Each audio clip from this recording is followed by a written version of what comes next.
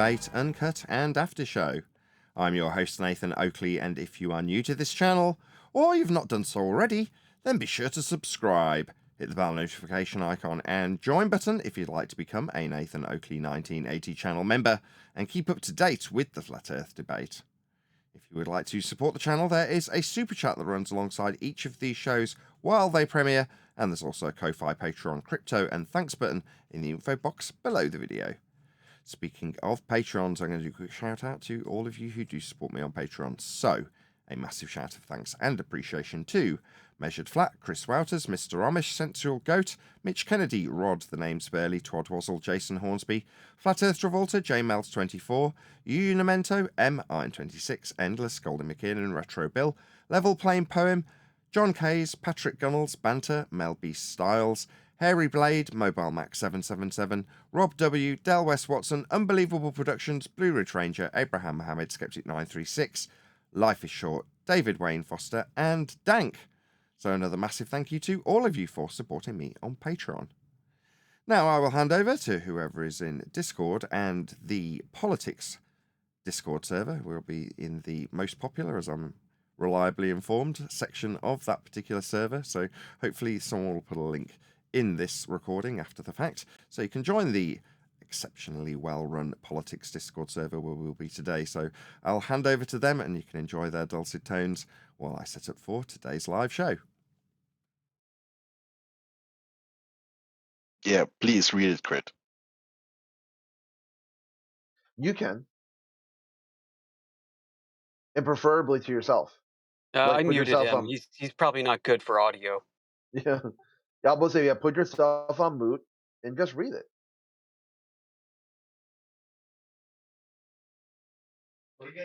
Evening, Nathan.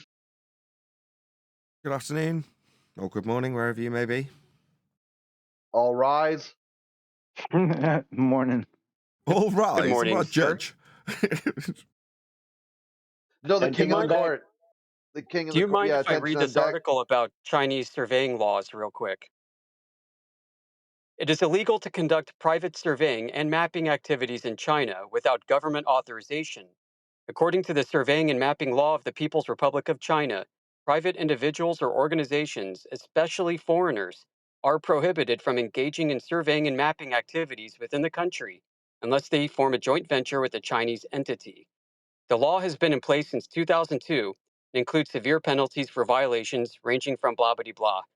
The Chinese government imposes these restrictions primarily for reasons of national security. The law mandates that all geographic data collected must comply with specific coordinate systems, like the Chinese government one here, which intentionally introduces offsets to geographic coordinates to prevent exact location pinpointing by unauthorized users. This system causes discrepancies between actual locations and those shown on maps using different global positioning systems such as GPS.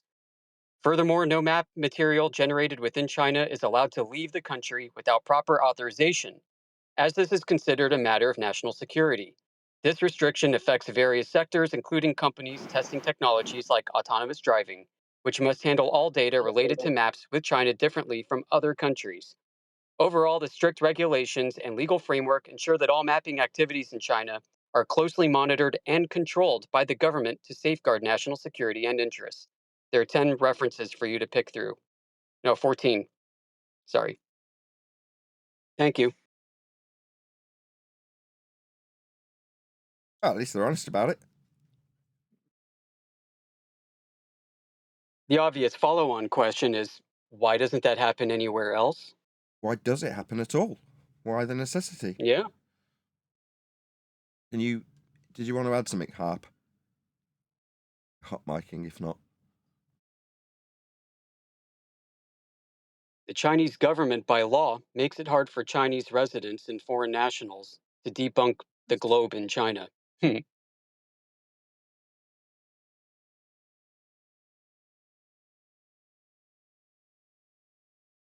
Very interesting. I think old mate dipped because he was mooted. Who, Grim? Yeah, he jumped out. Well, I didn't trust him to keep his mouth shut while I was talking. his only shtick there is to, basically join, call this place an echo chamber, and then laugh and giggle and do a bunch of act pretty weird until eventually someone kicks him and then says he proved his point. And come back in the next day and do it all over again. So much pain. He has Which so Grim? much pain. Grim the Concaver or Grim the Troller? Yeah, the Troller. troller. Yeah.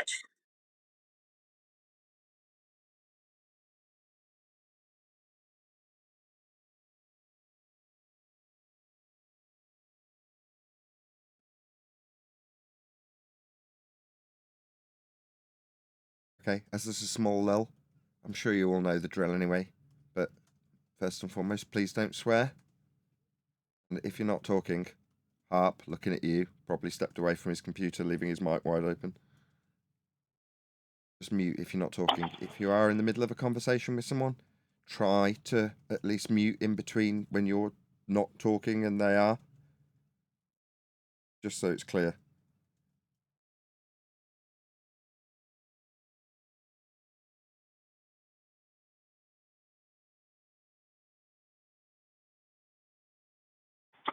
Can I get a mic check? Hello, Neil. Hello. And for Kemosabe. Thanks, T. I prefer to say twadwazzle. It's just fun to say twadwazzle. I've been using today as like a challenge. No foul mouth Friday. I'll subscribe to that. Really focusing on trying to cut down the amount of swear words I use. Like make it into a habit. The good part is you get reminded by Nathan Oakley every Friday. Yeah, it's like an accountability partner.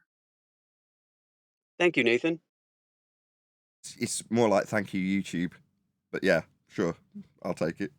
You're welcome. No, I mean, yeah, it's like a rule that, like a boundary that you have set, and we want you here. And you also said, "Hey, cut the swearing." Yes, easy request, easy to follow. And then now it's just working on it because unless people are purposely swearing, they're kind of being Well, so would naughty, I I be. suppose. I'd be swearing in the same probably vein that everyone else here probably usually does, right? Occasionally, but back in the day when I started, it didn't matter. You could talk however you liked. YouTube was YouTube, and you be you sort of thing. Now it's more like it's under TV regulations in terms of how they run it. So that's just how It is a YouTube's company. evolved. Say again. Oh yeah, for It is advertisers. basically a company. Say it one Yeah, more 'cause time. I they're- missed it. Saying it is a company. It would used to just be run by a couple of college boys. Exactly. So yeah, in terms of what YouTube now represents, it's obviously mass distribution by a massive company, and they've got rules for the world. We're fine, we have to abide by that to a certain extent. It's basically a corporate overlord. Yeah, our corporate overlords at YouTube don't want swearing on their platform. Fair enough. I use their platform, so I have to kind of abide by that, which means that I have to be the bad guy and say please don't swear. But then again, I don't think it's that big a deal. Yeah, I it's something mean- I want to work on. It's like swearing, but there's also kind of like the unconscious swearing, where you just drop a swear word into your sentence without really noticing. They are very strict with their rules. They have been for a long time. Ever since 2016, I would say, is when YouTube started to really crack down, because there used to what a lot of people would do is like commentary channels, which I would consider which I would consider you. You're kind of a commentary channel, basically. Not commentary on the level of you comment on other people, but you comment on your own topic, right? Yeah. So they took a real nail to the sledge to that. Or like a debate Because channel. what would debate channel, which is kind of a commentary channel, but what would happen is like 6-7 years ago, a lot of these commentary channels would send out like a lot of hate towards other channels, and some of these channels were like small kids, like 10-12-year-old kids, or people that had like autism or some type of disability. Leafy and all that were like really bad for it, so they cracked down on them and made a lot of rules. to decrease that, but it's also just kind of reverberate onto everyone else. I understand why they did it, because I don't think that our YouTube should be a platform that is helping and contributing to cyberbullying online, but sometimes I feel like they do take it a little bit too seriously. It's taken seriously when it's given attention by the masses. So in the case of Leafy, he was incredibly popular doing that. If it had just been But a lot of the obscure YouTuber doing it. Well, Leafy was, making money basically kind of off the, how could I say, the suffering of some people that might have not deserved it. Like, he sent a lot of hate towards this guy that had intellectual disability, autism, I believe, because he was simply trying to be a nice guy, and that he made sure someone didn't drop their groceries when not leaving the store. And the guy got cyberbullied like insanely I'm not bad. defending Leafy, by the way. Yeah, I'm just saying Leafy. I wouldn't defend Leafy. Leafy's definitely one of the worst contributors towards it, and he's one of the reasons why. Yeah, but he as an individual is a reflection of the popularity he garnered as a result of the masses' enjoyment of that type of thing. Do you know what I mean? So yeah, and you're right. Yeah. YouTube have to do something about that. It is a reflection on society, though. Yeah, yes, I know. Some people find enjoyment in it. Some people find, how do I say, some type of pleasure in it. Some people find, let's say, some kind of, let's say, camaraderie in it. People don't really get maybe that in their real lives, so they can go online and, let's say, have a community that kind of supports what they're doing. So some people feel, it's kind of like reverberating your personal, let's say, your hardship onto others. Yeah, projection. Which kind of, Yeah, it's called projection. Yeah, projection. That's the word. Yeah, projection onto others. So that would turn, let's say, whatever was going on in real lives to other people. Like another person that was definitely how I say, definitely had the masses going after him was a person named Misha. Misha was a kid who made a couple songs, pretty bad ones, but he was definitely one of the ones who took it very well. He was able to use that clout and build himself upon that. Fair enough. I like it when people of that inclination come to Flat Earth with the idea that they're going to take that route, deal with idiots. And don't get me wrong, in a lot of instances, they might be delighted with the outcome when they're faced with some numpty Flat Earther. Not the case when they come up against us, which I find quite amusing when it happens. Their automatic assumption is this is going to be a walk in the park. These people are dumb, and they've come to flex their narcissistic endeavours on dumbos, like we're discussing with Leafy and others. So when they're suddenly faced with people who know a lot more about their own stupid belief than they do, they're often quite shocked. But here, what's the best way to say this? People that have believed a certain viewpoint for so long definitely know the best ways to defend their viewpoints, even if it's totally bonkers. Like, some people have come to believe their own viewpoints, let's say with ethno-nationalism, and they have the right words to defend it and make it actually sound smart, but it's still bonkers. That's how it is with heliocentrism. A lot of the stuff that people quote because it's part of the parcel of the Western world viewpoint doesn't make it sane or in any way makes sense, but people will parrot it out as though it's perfectly reasonable. And because there's very few people on the outside looking in going, wow, that sounds crazy, people don't even realise the crazy nonsense that they parrot when it comes to the Western world religion of heliocentrism. They just parrot it out and, well, that's perfectly reasonable. Yeah, these globers don't know who they're screwing with. No, we are. We're a surprise because we are just flat earthers like anybody else. It's not like any of us are really well known. So, today it could, people, this server's interesting. They huddle their way into the flat earth server and go, you guys are all idiots, right? Because that's what they're hoping to achieve, embarrass them with their weak and high school understanding of orbital motion or something. And suddenly they're having their ass handed to them by some random stranger who's telling them off at the end. Yeah. Like, obviously, we definitely have different viewpoints when it comes to the shape of the Earth, but I feel like I can, let's say, have a better understanding of how the debate sometimes will go and sometimes where it goes towards and maybe some of the words to say. But I'm more of just a weekend debater. I just come in here for fun, not as a professional, not as an expert, but as someone who can defend their viewpoints. What viewpoints that? Viewpoints that my viewpoints, and that can sometimes enjoy the, let's say, the debate. Some type of challenge which tests my my critical thinking skills, which I think is honestly helpful and will help me in my future life. So I come in here. But in this room, what's your side of the fence? I mean, I'll call myself a glober. Why? I'll call myself a glober. I feel like it's pretty clear in that there is a lot of science defending the viewpoint that the Earth is a globe and isn't flat. There's a lot of what? Hmm? There's a lot of, and then I didn't quite hear what you said. Science. Science. An expert. Expert. What's the best way to say it? Consensus, expert Belief. consensus.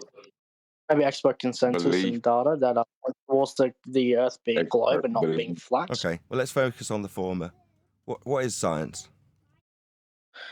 What is science? Is this relevant to the debate, or Well, because given that you said that you leaned you could immediately throw the question back to me and then start talking through my response, but I will respond to what you've just thrown back at me.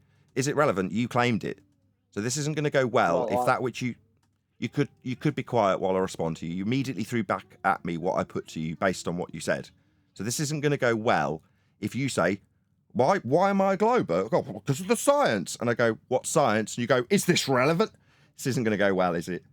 Yeah? Are you already defeated? Do you want to sit down and just declare defeat because you don't know how to debate? No.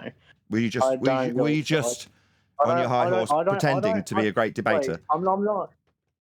I'm not just saying to be a great debater. I'm just a weekend debater who comes on here for fun. That's it. I didn't make a claim of a great debater. Did I not say that 5 minutes ago? Do you not remember? Okay. I don't debate. I am simply. Well, okay, fine. I've listened. Okay, weekend debater. Okay, my now, bad. Let me respond. I am simply putting the question that in the context of this discussion, I said, is it relevant? Because I think we both know the the terminology and what science is as let's say a field or as like That's fascinating. Can you define it? An idea of science. I think we both know, and I feel like it's just I heard kind that of going first time. You said your answer the first time was that we could both probably define it. I absolutely, without question, 100% know what science is and can define it. Let's just get that absolutely clear. I didn't use it as a standard to claim Earth is flat. You did to claim it's a ball in your belief, which I mocked in a laughing tone when I was like, why? You said science. Now we're at the nitty-gritty where clearly, given it's been twice that you've told me perhaps we could both do this, no, you could do it and aren't. So I'm going to just make a bold statement. You don't know what science is. You've appealed to it and you don't know what it is. Okay, well, science. Well, I'll give you the answer then if you want the actual terminology. I've asked you 3 times. Science. Yeah, well, I'm answering now. 3rd time's the charm, I guess. Is a rigorous and systematic endeavor that builds and organizes knowledge in the form of testable explanations and predictions about the world. Okay, what's a prediction in this context? Prediction. A prediction is a thought, a belief that is No, that's wrong. grounded in That's incorrect. So you don't know what it means. You've just read something off a definition, but you don't really know what it means. The prediction's got a specific title in science. You just don't know what it is, right? Well, then, you don't need to yammer through me. I haven't finished. I'm asking you and addressing that which you clearly don't know and have just read off something you've Google searched, having bought enough time to do so.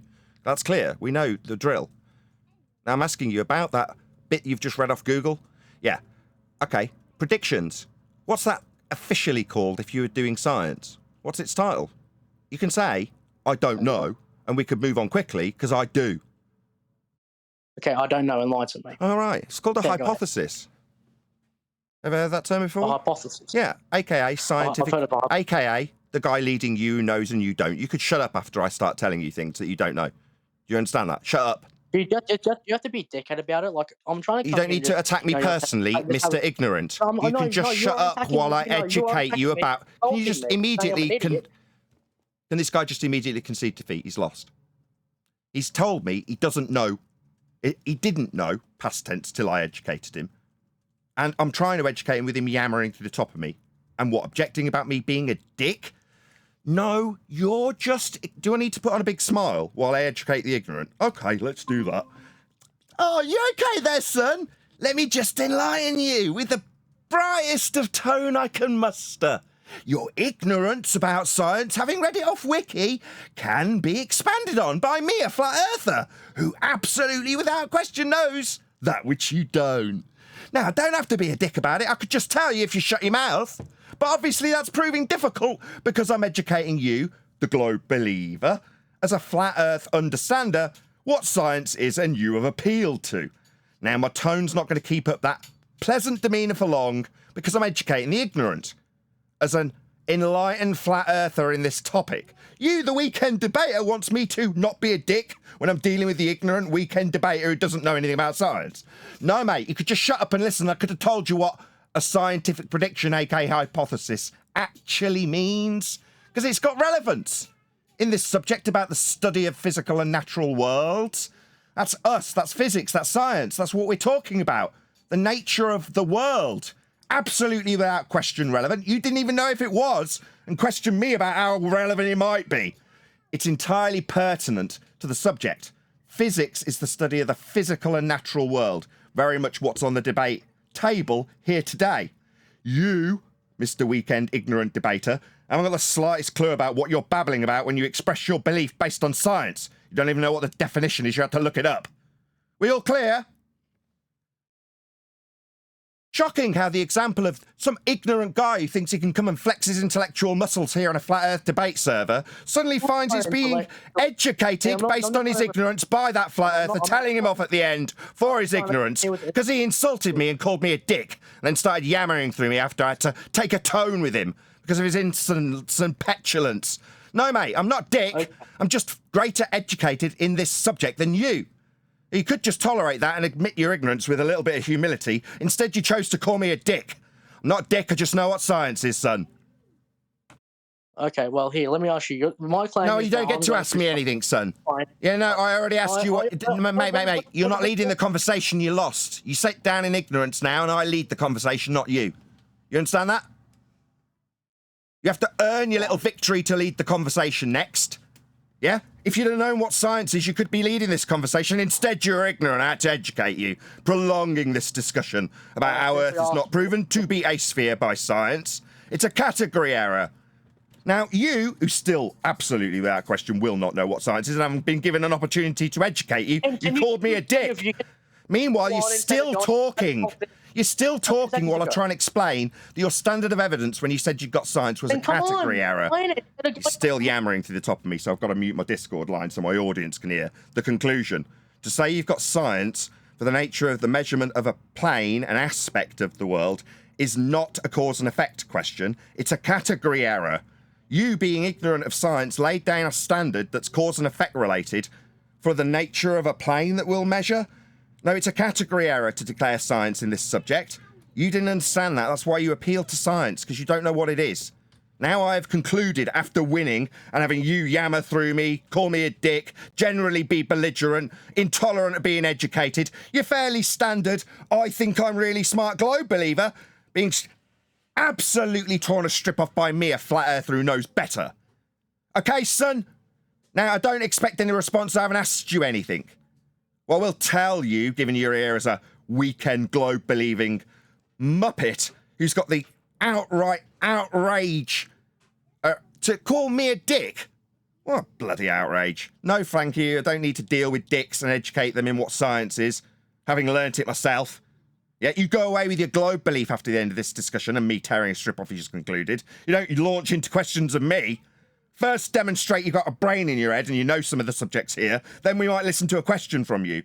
You with your yammering on about what's what in YouTube, only to be demonstrated as totally ignorant of the actual forum you're in when it comes to your claims and category errors with science for proof of a globe. What kind of numpty are you? Geometric shapes proven with cause and effect reasoning? No, son, you're just stupid. Yeah, now I've tore a strip off you. It's not inviting a question from you. Is that clear? Hey, Pommy. Hey. Pommy. You can call me Mr. Oakley. Like your teacher. No, what the hell? What did this guy do? What did this guy do? Call me a dick. when I was trying to educate him on what a scientific prediction, otherwise known as hypothesis, was, after he defined it, having looked it up, having been asked three times the same question, and declared that I might know, and together, universally, we would know what this means, while he types it into Google, and then calls me a dick because he can't define the words he's just read off the page. Like prediction. That doesn't mean I'm a dick. It doesn't mean I'm a dick, and it doesn't mean I'm a dick now while I have to raise my voice because you're talking over me. It doesn't make me a dick, it makes me intolerable of other dicks like you, who can't pay attention to what's just happened. Maybe listen and you'd understand my frustration, having just been called a dick for defining what scientific prediction is, or attempting to, as someone started insulting me. Of course I'm going to be annoyed. Agreed with you. Would you still be angry at me? What, for not paying attention and not knowing what's going on? No, I actually agree with everything you just said. Like, I don't know what that guy said, but he sounds like he's off his head.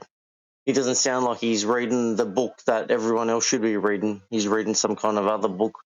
No, of course not. He's come here to demonstrate how smart he is. Babbling on about YouTube. He's not smart. That's not smart. That's not smart. But, hey, Pommy, mate, what's going on over there, man? You guys protesting? It's fucked down here in Australia. Please don't swear. And that. Yeah, dude, you're in the wrong topic. So no swearing, and we're not here to talk about protests. We're here to discuss the nature of Earth. So, well, unmute you and give you one more chance, but keep it on topic and no swearing, please. Yeah, we're live right now at St. Steel. We're actually not live, but we will be shortly. Oh, okay. But just get in the habit of, no foul mouth Friday.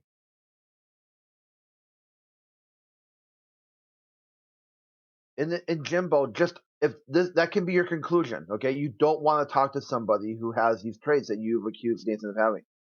So I didn't accuse anyone of anything. No, I thought Jimbo in text chat is worried about getting unmuted. Yeah, I know they're going red hot. These blokes were on fire. I was like, NASCAR, far out. Me, I'd just prefer to detail where physics is useful. Like, what is relevant when it comes to the claim he made. But, I mean, I'll never get to that in a calm demeanour with that guy, because he's immediately triggered because he's been shown to be stupid. Just, when in doubt, block him out. Just block it out. He's not on the same level. He's not on the same level. Sure, but he wants to think he is. Hey, Pommy, what's it? Yeah, no, just block him out. When in doubt, block him out. Hey, Pommy, what's going on over there anyway? Are you guys having big, like... Okay, that's just looking for a segue to do the exact same thing again. Really? Wow. Yeah, motivated. You're done, St. Steel. Having to tell you more than once to stay on topic is one too many times.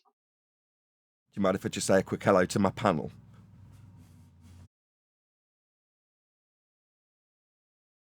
It's just you'll get lots of audio through my line when I do, that's all.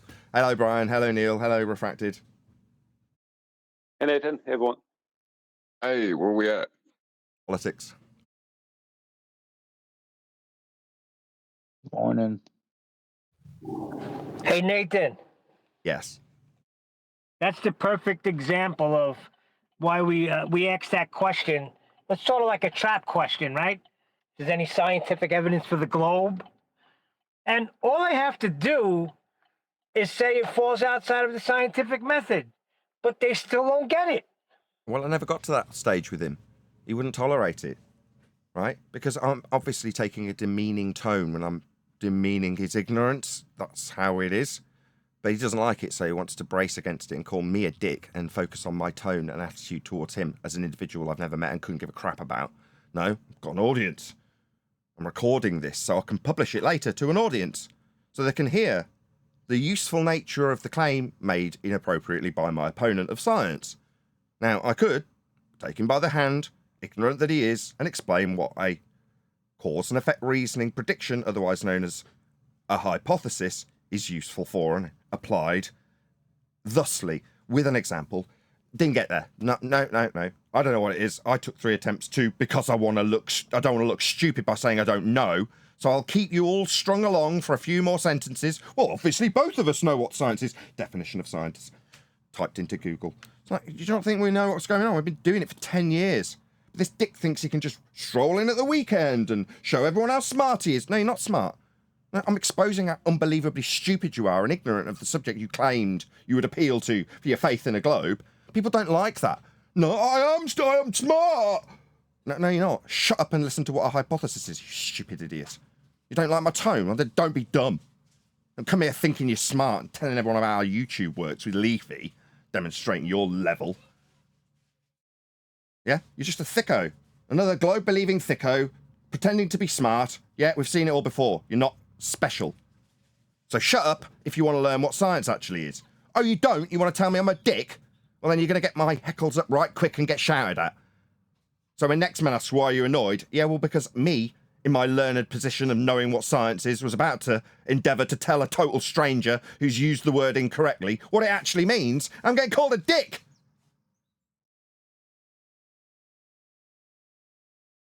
Yeah, that checks out. That's what they usually do.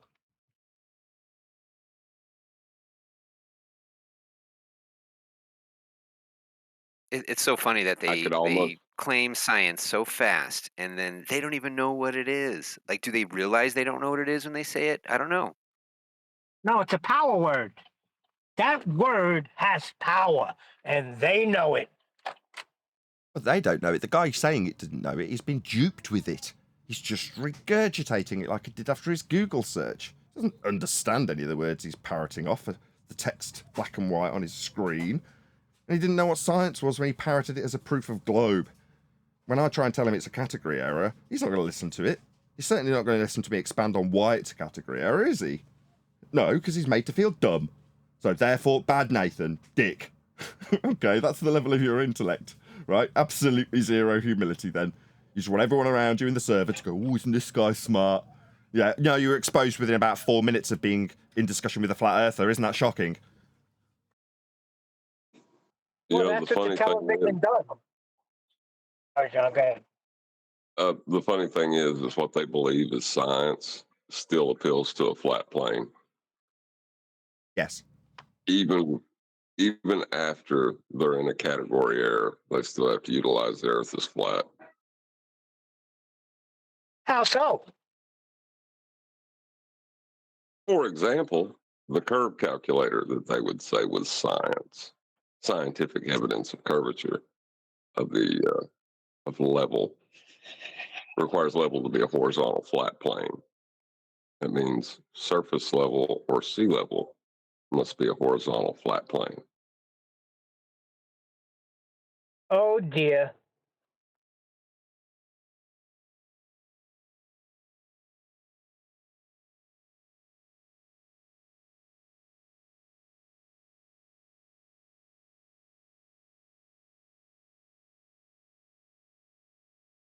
So we got a few globers in here tonight. Any of you guys want to speak up? Any evidence for the globe? We got AT in the house, Coco Bish. Who else we got in here? Hyper, I believe. I could be wrong there. We don't know what St. Steele's position is, but he can't keep it on track. And we got Trigonometry Man. Trigonometry Man, you got any trigonometry for us for the globe?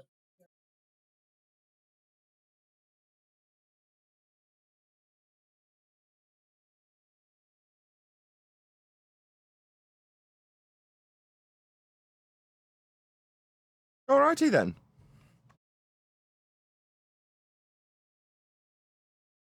How do you So do afraid. trigonometry on a globe? Can't. You'd need a flat earth for it. Alberuni, measuring the height of the mountain.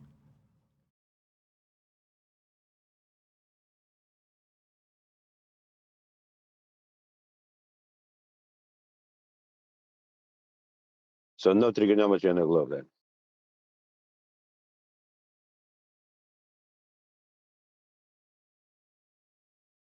You're going to need a horizontal reference to start that trigonometry. Yeah, like Nathan just said, Alberoni, the height of a mountain.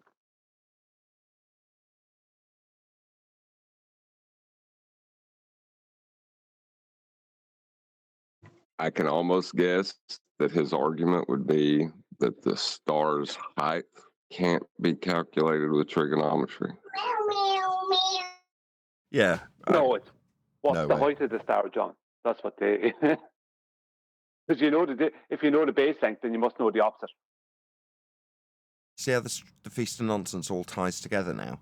If you can get people asserting a 3,000 mile high sun because they gobbled it up from the Feast of Nonsense and regurgitate it out as a standard piece of rhetoric as a flat earther, then you can hold them to task when it comes to this argument, can't you?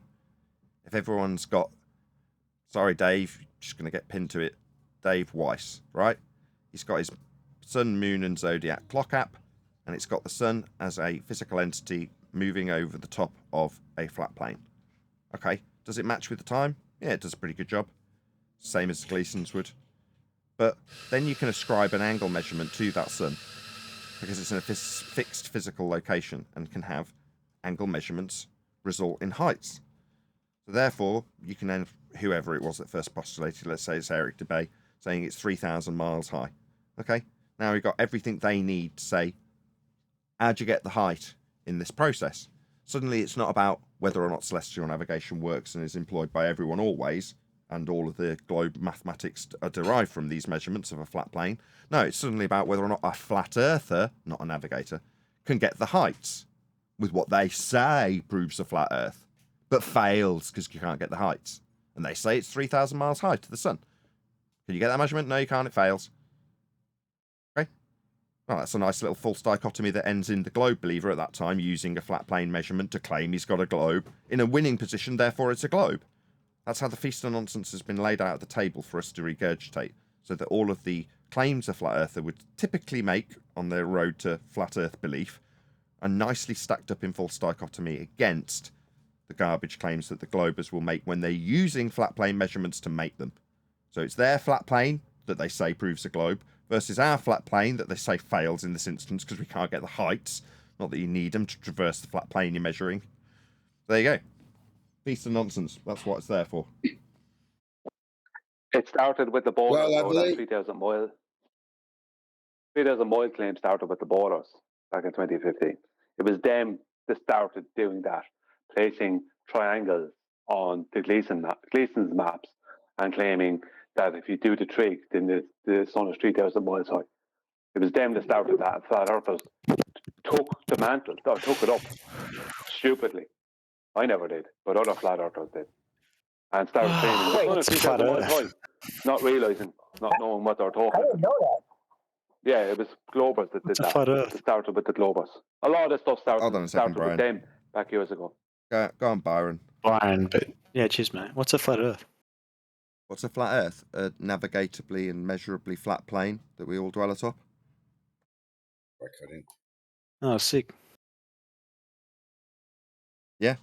Well, we actually do have Trigonometry Man in the house that wants to ask Nathan a couple of questions. Trigonometry Man, you want to unmute your mic and have a chat with Nathan? Yeah. So my question would be, if there is containment required for gas pressure, how is there a gradient? Like, why is the gas not equalizing if there's a container? Well, that's a malformed question because you're saying, how do we have a gas pressure gradient if we've got gas pressure? Well, one's delta X. Yeah. I haven't quite finished responding. One's delta X. You can't have a gas pressure gradient without first having gas pressure, and you can't have gas pressure without having something to press on. So you need containment to have gas pressure to then have gas pressure gradients, to answer your question. So is there a demonstration of having a gas pressure gradient in a container? Yeah, all of them. Such as? All of them. You can't create a pressure gradient without a container. Can't start to achieve pressure to have it gradiate, as Brian's just said, unless you've first got a container to form pressure for it to then form pressure gradation. So all of them will require a container without exception. Yeah, the pressure gradient is created by a dynamic system. Brian, chill. All right. Go ahead, my friend. I go quite. Byron, go ahead. Yeah, if you have a container, like what is the mechanism keeping that gradient like stable? So why are you asking me this? I don't know. It was just an interesting question. Okay, fine. You don't know why you're asking. That's cool. No worries. Sometimes people do that. You understand that we need containment, right? I think it creates more problem than it solves. Sorry, without exception, to develop gas pressure, you must have containment. We just went through this like literally 30 seconds ago. Are you now saying that you don't understand that prerequisite for something to press on to be at pressure? Are you decrying that? Because you just said it causes more problems than it solves. No, it's a prerequisite. You must have something to press on to form pressure. And I'm asking if you understand that so I can then move forward in my discussion with you as I lead you. I wanted to just know the mechanism of, what causes the gradient. I don't really... Yeah, I asked you why it was relevant and explained that it was delta X. So we've already covered this. So you just need to rinse and repeat the same question that we've already covered without acknowledging that to form pressure, you've got to press on something that's containment. You won't concede that. You'll just re-ask your delta X question I've already addressed. So are you done? Is that it? Is that the best you got? You've done? Because you seem to be repeating yourself. I'm trying to move on, but I need your concession that you understand that to press on something that's being at pressure requires something to press upon. That's a container. You haven't conceded it. It's my fourth attempt. Yep. So sure, you have a container.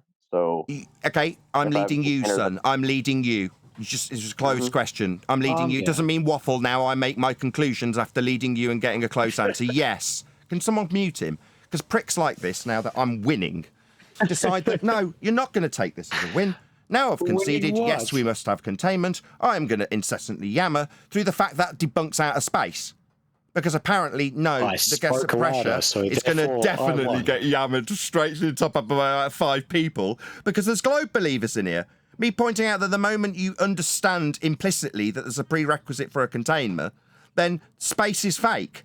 Because your heliocentric model with a sky vacuum around it that you ain't travelling to doesn't have any containment. It violates the second law of thermodynamics. Gas filling space, entropy, dispersion. Your gas would fill your sky vacuum, and you seem to think that rockets traverse the high pressure without containment into a 10 to the minus 17 torr sky vacuum. Now, that's all fantasy. Yeah, this is me winning, by the way, all the people who decided that they were going to chant through the top of me. No, it's me, the flat earther, pointing out how your religious belief in a sky vacuum with little men in it. It's a total fraud. And when you actually understand the principles of gas behaviour and containment, and after we've dealt with your appeal to delta X, all that's left to concede is that outer space is fake. You can't have gas pressure like we all breathe without containment. And in your fundamentalist zealot belief that the sky is a vacuum, we would all be dead based on natural law.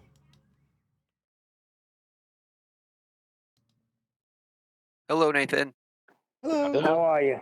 I'm fantastic. Thank you for asking. How are you?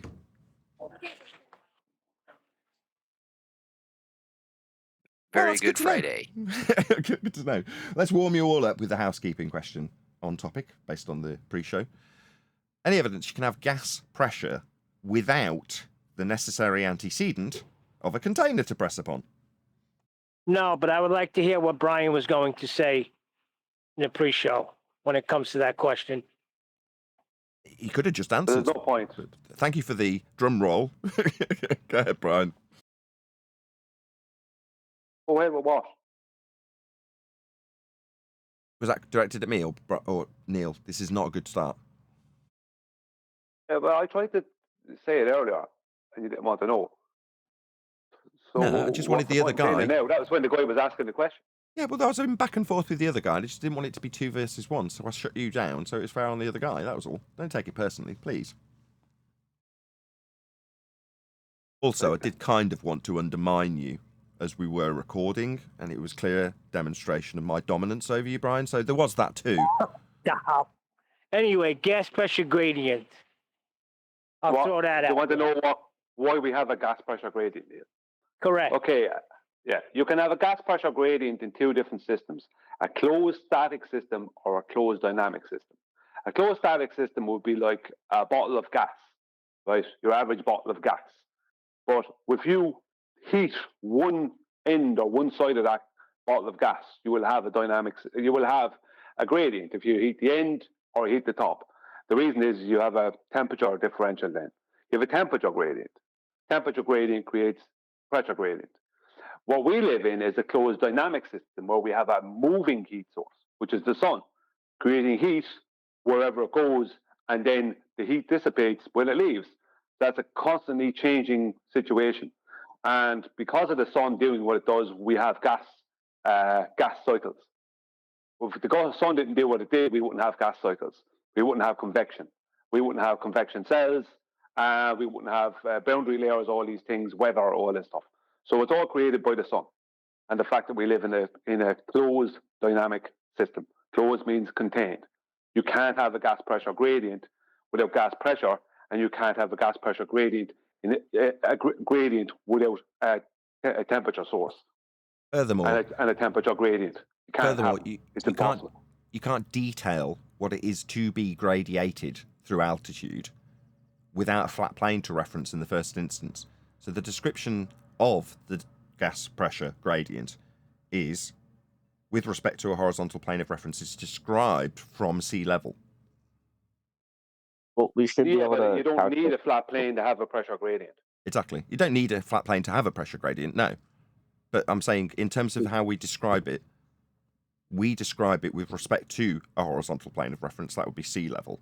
When we describe the altitudes of the gradient of the pressure for Earth, that doesn't mean you require a plane of reference to have a gas pressure gradient. That isn't necessarily what I'm suggesting. You could have it in a bottle garden, and you don't need a plane of reference for it to develop a gradiated system. I mean, that's not what I'm saying. I'm just saying the way we do mathematically describe it, interpret it, measure it, is with respect to a horizontal plane of reference when we talk about Earth. So if we claim temperature, if we claim temperature being the cause of the gradient, then we should be able to calculate the work being done on the gas, right? To keep it in that gradient. The work, that's what you just said. That's very expansive. Tell us more about this. Calculate the work being done on the gas. Sounds like you're a physicist. What? Sounds like you're actually denying it, which is unreal. Where's the G in PV equals nRT? What's the what? Where's the G in PV equals nRT? Well, it's not in there, but you can use barometric altitude. And yeah, that has so G in it. in any gas law, is G involved in any gas law? Well, don't lead him that way. What's the V stand for? Why not? Because it's deviating into G. No one's mentioned it. You brought up PV equals NLT. Let's just. That's what he's trying to deny pressure. He's trying to deny temperature, creating a pressure differential. Well, he can deny all and you know what he's trying to insert. Right, but it's in regards to. You deal with it then. Because this is one of those times where I'm going to keep it right on the topic of the housekeeping question, because the housekeeping question, why do we have gas pressure without a container, segued away with delta X gas pressure gradient, explained by you by dynamic systems, denied by, and then I've got to put my brakes on at some point and go, no, stop. Where I had him in the pre-show, you need containment. Outer space is fake. That's it. You want to know more? Okay. What is this? The meteorology channel? No! Flat Earth debate. Once I segue on to how we can prove Earth is being dealt with as a flat plane to reference the altitudes, we have proved Earth is measured flat for the altitudes, for the gradient, that needs containment. That's it. That's the end of this argument. Outer space, a very fundamental part of the heliocentric region when you think you're on a ball, is debunked. We want to educate these people now further, Brian. As grand as it is when we're on our own show to listen to you educate me in the ignorant position about this, I welcome it. But now, no, not a real politics server. You don't know this guy from Adam. Why are you throwing your pearls to swine like I just did? Because there's listeners too. There's other people listening, Nathan. There's people listening, that's why. It's obvious why he was denying the temperature. A temperature gradient will create a pressure gradient. Well, then you should be able to Yeah, I know calculate the exactly work where being he's going. done. You should be able to Sorry? calculate the work being done on the gases if you think that the I'm temperature sure you is can the because one. it's temperature. Well, go ahead. Go ahead and calculate it. I'm sure you can because it's temperature. You know what I mean? Temperature creates. Are you denying the temperature creates pressure? Are you denying No, kinetic what I'm energy? trying to say is that you should be able to calculate the work being done on the gases in order to keep it in that Yeah, like gradient, kinetic right? energy. Like how much kinetic energy the gas has. What would you use to do that? Would you use something like PV equals nRT? Would that be the kind of calculation you'd use? You just have to do it over like many steps in altitude, right? Would you? Based on the temperature? Yeah. And based on the temperature and the pressure, you couldn't just use PV equals nRT? The reason is... Yeah, I mean, you could also find out the volume of like the total gas on Earth if you were to do that, right? Volume requires a container. You can't determine volume without a container. You keep saying that, but if we had a container, then the gas would No, just I'm fully not saying that. equalize. That's just a fact. That's the V. I'm not That's saying what I that. asked That's him just a about. fact. Hold on. That's exactly where I interjected last time. What's V? Volume. Well, what? V is the volume of the system, so you should be able to calculate the amount of volume. Well, all right. Well, we don't. Sorry. For a heliocentric world, what's V when we talk about gases? It would be. Let me enlighten you. It would be the volume of outer space. That's what it would be. That would be the area that we would describe. Why am I being talked through straight away? Yeah, that would be the volume. That would be the area of volume available to the gas. All of space is where the gas would disperse into. That's what gas does. It disperses into the volume. PV equals nRT, you say? What, the volume? Where's the volume? Oh, perhaps you had a misapprehension about some arbitrary Kármán line without containment that stops gas expanding into volumes, defiance of natural law. No, the volume for you with a globe belief is space. We'd all be dead. Because as soon as you apply these mathematics, the volume would be vast, wouldn't it? We'd have no gas anymore. The gas would all bugger off into space. The volume. You know? Volume, a space, the amount of space. It's curious that volume and space essentially equate to the exact same thing. In this instance, your space is outer space. And it would be an area for the gas to fill, and fill it must. It's a law of nature, dispersion. Second law of thermodynamics, entropy. Space is fake. Because we are at pressure. For us to have this discussion about gas pressure gradients, we're at pressure. So we must be contained. Can't have gas pressure without containment. It's not like it causes more problems than it solves, as you stated, idiotically. No, far from it. It's a prerequisite, as I stated. You didn't acknowledge it. And then when you finally did, we seem to have segued away from the glorious victory that debunked space, when you conceded that we must have containment. No, you don't just take arbitrary volumes up to the Kármán line. No, outer space would be the volume, and we'd all be dead. So, let's see if we can have some... Let's see if, in conclusion, we can have some concessions from this globe believer in terms of the understanding without a complete yammering through the top of me inviting concession. Perhaps if he hears me introducing the idea that I might want a concession from him, it's best if he starts talking straight through the top of that. Because that will, overcome the fact that I'm going to ask you for concession? No, I need you to understand that space is fake. Because you can't just traverse the Kármán line that isn't a container into an area of volume that gas isn't filling. It violates several natural laws. The V in volume would be outer space. Ergo, outer space is fake, and I'd like you to acknowledge that fact. Gas does fill the volume beyond the Kármán line. So it'd all be dead. Heliocentric model debunked. Excellent. Welcome to Flat Earth. There is no globe in a vacuum. The molecules just don't have enough kinetic energy to, all go out there, right? So you don't know what elastic collisions are. You clearly don't understand gas behavior. Sorry, no. Not have enough kinetic energy. Yeah. Nothing reaches absolute zero, ever. It will always have enough energy to disperse in whatever direction it... I'm still talking. It will still have enough kinetic energy in all circumstances to disperse in whatever vector it is traveling until it collides with the walls of a container. That is what gas does. It never reaches absolute zero. It will never run out of kinetic energy. You are wrong and don't understand gas behavior. I never said it would run out of... His rebuttal, Nathan, sorry, 1 second. Your rebuttal is kinetic energy. When earlier you were denying kinetic energy because you were denying temperature. which is what gives I was never denying kinetic energy. temperature. I And was gas, yes, you asking. were. Yes, you were. You were Oh. questioning it. And kinetic energy, when a gas has kinetic energy, it has elastic collisions, which means it doesn't run out of energy.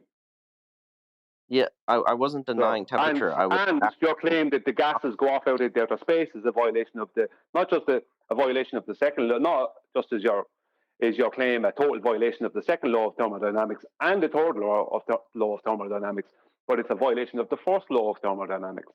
Because what's recreating these gases are lost to this heliocentric space. Yeah, so if gas fills all available space, then why doesn't the container just I equalize? asked you some questions there. Because I've already answered them, and you just keep on the monologue. gases that are lost to the heliocentric space? Nothing is recreating them, okay? Well, you've just debunked heliocentrism. You've just shown how it does it, because the first law of thermodynamics clearly states that neither matter nor energy can be created nor destroyed by nature. Yeah, so why does the pressure gradient there's no exist? follow-up question. Shout out to Unitox Femu. That's it. Globe debunked. Can we compare size of the atmosphere with vacuum? No. Unitox Femu. Thank you for the super chat, but no. Oxymoronic sphere-shaped air does not exist. Gases take the shape of their containment. They don't arbitrarily take the shape of a sphere around a rock in a massive volume that gas isn't filling. That's a violation of the second law of thermodynamics. They use this word atmosphere, oxymoronic sphere-shaped air, like it does suddenly not fill space and take the shape of a sphere. But thank you for the super chat. Also, you don't put... Ryan is wrong, by the way. I want to intro... Yeah, give me a second here to intro Succulent. Okay. Do you want to move on to the next caller, or you got some wrap-up you want to do? Well, I'd like to say to this original person that open systems don't have a volume. Only a closed system can have a volume. And he's claiming an open system, so he doesn't have a volume. He's claiming that we're losing gases to heliocentric outer space all the time, which is the heliocentric claim. But that's a violation of the first law of thermodynamics. Because if that was happening, we'd be constantly losing air pressure. If that was happening at all, then all the gases would just go there and diffuse into the available lower pressure volume of basically no resistance. So he denied temperature, then he tried to use temperature when he claimed he denied temperature, then he tried to use temperature when he tried to claim kinetic energy with Nathan. So I don't know what's going on with this guy, but I'm sorry, buddy, but you need to learn a few things before you go. Fair enough. You're wrong about Another the quick shout out to Unitox Femu says just to imagine. Okay, I mean, what imagine atmosphere, sphere-shaped air, oxymoronic, not filling containment because it isn't in containment. I struggle to do that, Unitox Femu, but thank you very much for the super chat. Nathan. Well, we got Jimbo. Hang on, Jimbo. Nathan, we got Jimbo here. You did speak to him in the pre-show. Jimbo, just keep it calm, dude, and stay on topic. And then Brenda, we'll see what happens after that. Jimbo has been waiting, Brenda. Okay. What is containment? But did you have a claim you wanted to make, or did you want to challenge something I'd made as a claim? I want to question one of your claims or challenge you on something. That's the best way to say it. What is containment? What claim did I make? No, what is containment? Yeah, what claim did I make that you're challenging? Containment of the gas. I'm just asking, what is containment? You said that there's no space. So what is containment? So you're challenging the idea barrier. that we have containment for gas pressure. That's your challenge. No, I'm not asking what is your. What are you view on challenging? containment. No, I'm just. No, I'm not. I'm asking a question, not challenging. I'm just asking, what is containment? Okay, why are you asking it? This isn't a dictionary. You can look it up like you looked up what science was. Well, I mean, you said you studied this and you know this very well, and you're very educated. So, what is containment? Something that's required for us to have gas pressure, ergo debunking outer space. We don't have an outer space. There's me answering him, and there's him immediately chanting through the terrifying response. the reason we describe the antecedent consequent relationship that is gas pressure and containment is that you have a claim that there isn't any, if you're a globe believer. So you want me to define that which is a prerequisite antecedent consequent to have gas pressure. No, I don't have a positive claim that requires me to define what containment is. What am I claiming that requires me to define it? This is us refuting your positive assertion that there is a sky vacuum. Me, I'm not making any claims in that regard. That's why I'm getting bullshit when you ask me to define things. Yeah? Okay. What am I claiming? Am I claiming a sky vacuum? No, I'm not. I'm refuting your global... I'm nearly finished. I realise that my responses that undermine your religious belief are triggering and you can't wait for your time to talk. You're not really listening to me. You're waiting to talk. Yeah, pin your ears back and listen. Yeah? I have no positive claim for me to facilitate or require me in any way to define what containment is. I don't have a positive claim about it. What I do is undermine your fundy religious belief fed to you by liars who claim to be floating around in Narnia, I mean outer space, a volume that gas isn't filling in violation of natural law. That doesn't require me, a non-claimant, to define bloody anything. So I ask you, what's your claim?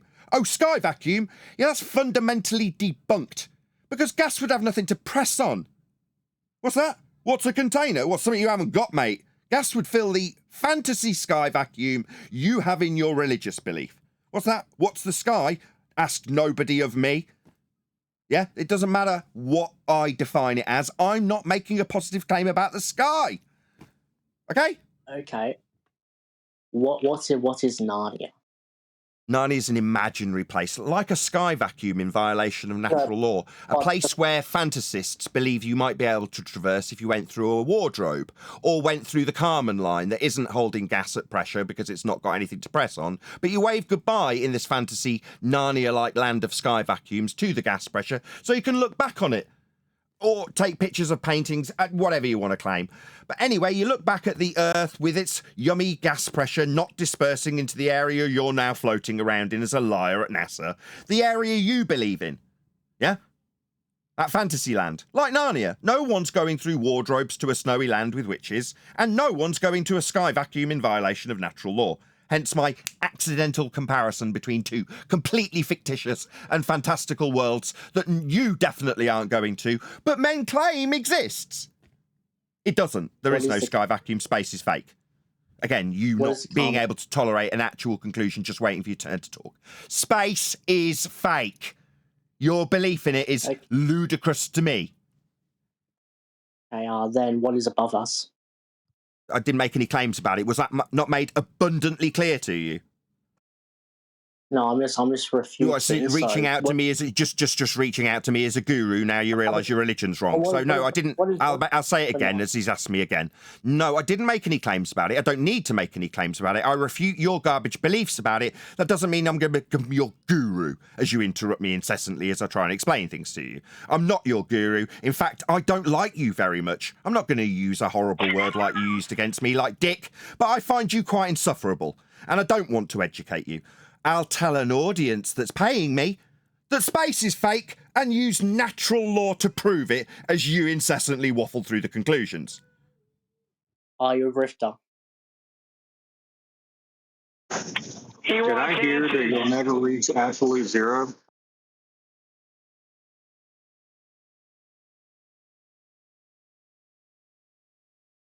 Sorry, the guy said it would run out of kinetic energy. That was a rebuttal to it, I believe. Well, then you have to prove absolute zero, right? No, he has to prove the gas would run out of kinetic energy. It was in response to the claim that gas runs out of kinetic energy. Were you paying attention to the discussion as it went back and forth? Yes, because absolute zero would refer to the container. Container? Yeah, you said that we have to have a container, correct? No, it's an antecedent consequent relationship. It's not up for debate. Unless you can show us, maybe you can, perhaps, I say it's not up to, can you show us gas pressure? Gas pressing on stuff, right? Without a container. Can you share the gradient within I that was nearly contained there with gas my question. pressure? It's almost like he's going to be put into a position where he has to justify his non-belief in this antecedent consequent. Can you show us gas pressure without a container? What kind of Nearly there. food you Second got? attempt to ask the question to the guy that thought he was having a conversation with me till he was getting asked something, and then he's decided to talk through me. Try a third time. Given that I've said it's absolutely unequivocally an antecedent consequent relationship, you seem to be challenging that. Can you show us gas pressure without a container? Could you show us that? Yeah, can you show me a gradient within gas pressure that's contained?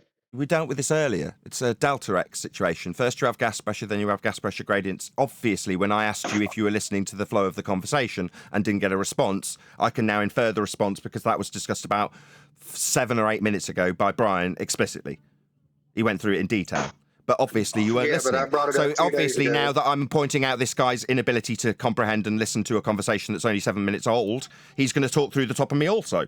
Because that's perfectly reasonable for a guy who literally can't pay attention to the conversation that's taken place thus far in the last 10 minutes. Okie dokie, son. It's actually No over than worries. 27 Like I say, minutes, sorry, I it was find a few people days like this ago. fairly intolerable. My declarations of that will also be interrupted, and maybe I'll get called a rude word as I declare how intolerable people who incessantly interrupt the answers to their questions that are largely irrelevant. You know, someone's claimed gas will run out of kinetic energy, and there's been a response in terms of absolute zero. The claims being ignored, the rebuttals being focused on. But there we go. Meanwhile, space is fake. Happy Friday, Nathan. And thanks for the politics server, your ace. I think it means thanks to the politics server, you are ace. Thank you, Himsake, for the super chat. Really appreciate the support. I just want to point out that these arguments are getting more and more pathetic. They're asking about definitions of container now. That's what they have to resort to. And the gas is closer to a heat source will lose energy. Do I get to go now? Brian was incorrect. The Earth is an open system, and temperature does not cause the gradient on Earth. Demonstrate. I was not correct. I was not incorrect. I stated that you were claiming that other lad was claiming an open system, and temperature does cause gas pressure gradient. If you're claiming a gas, just so you know, Brenda, if you're claiming a gas pressure gradient without a container, then you're claiming gas pressure without a container. That'd be something you should be able to demonstrate, then, isn't it? Because I'm that's a claiming direct that the claim of Earth. gas pressure without a container. Gas pressure gradient without a container is a direct claim of gas pressure without a container. The Have you Earth got a is an demonstration of that? open. The Earth Have you is an got open system. have you got I a can't hear it, demonstration Brian. of the gas Brian, pressure you've gradient? got to stop One at some second. point. No. This is hang on, Nathan. Also, I need you to. I want to know if you got a demonstration of a gas pressure gradient without temperature causing the gradient. They're the two things I need from you, Brendan. So the Earth is thermodynamically open. It receives the same amount of energy from the sun during the day If it was, as it dissipates at night, right? Thermodynamics can't exist outside of a container. You can't have a vacuum, that's false. temperature, or gas pressure without a container. If you're claiming a completely open system, there wouldn't be any thermodynamics, there wouldn't be us, there wouldn't be anything, Brendan. You're talking rubbish. That's incorrect. That's incorrect. Thermodynamics is about systems. No, that's incorrect. Yeah, no, you're incorrect, Brendan. Not me. You're incorrect. Thermodynamics, the laws of thermodynamics are based around a system that is enclosed.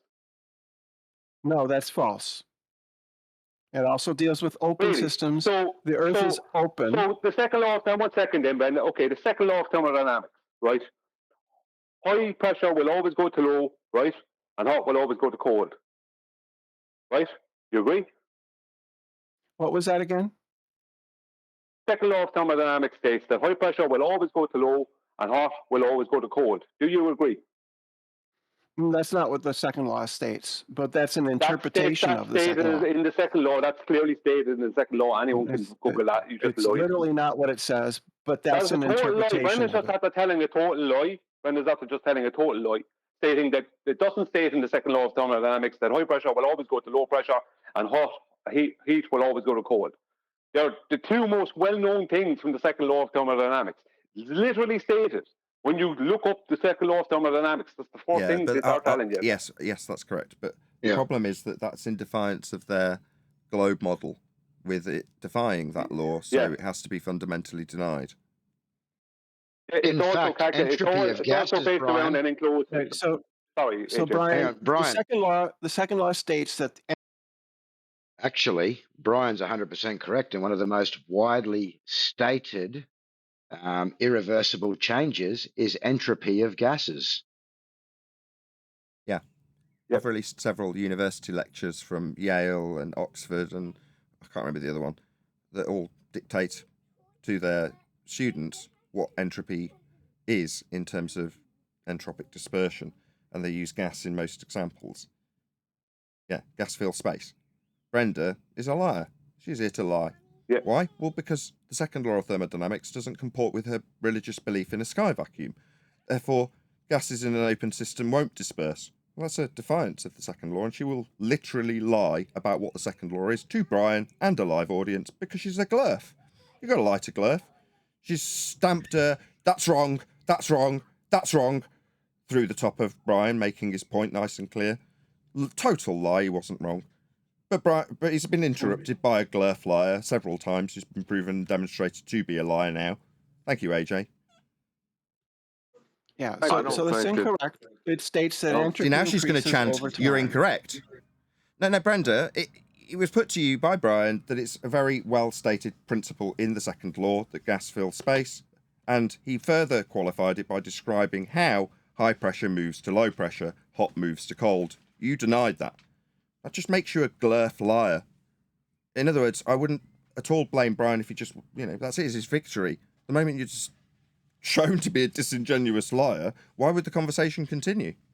You're not worthy of talking to us anymore. You're not a worthy opponent. You never were, but this isn't my server. I wouldn't have you on mine. You suggested that my kids should be taken away from me, so I wouldn't have you on my server. I permanently banned you. Obviously, we're not there now. This is open to anybody. But, me viewing you as a disgusting human being based on your attitude towards me and my family isn't anything to do with your total lies and ignorance of the second law of thermodynamics when it comes to this audience. But there we go. Why are we the second law of thermodynamics doesn't apply to the globe model.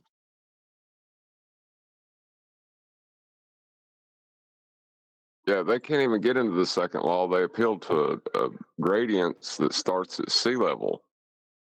I don't know what they're even doing in this topic. Exactly. Oh, dear. Yeah, I segued it the first time we had this do-si-do go around to a flat plane of reference, the sea level that's used when you're describing the altitudes of these pressure gradients. You need a flat earth to describe them.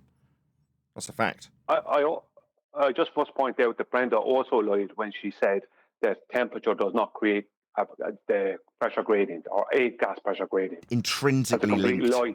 It's obvious, Brian, to everybody with half a brain, but we have to debate these things. Yeah, it's just what we're debating is either people who don't know what they're talking about or people who do know it but are just straight out lying. Brenda, the first guy didn't know what he was talking about. The guy was talking, he didn't understand it from what I could gather. But I know for definite Brenda's just lying.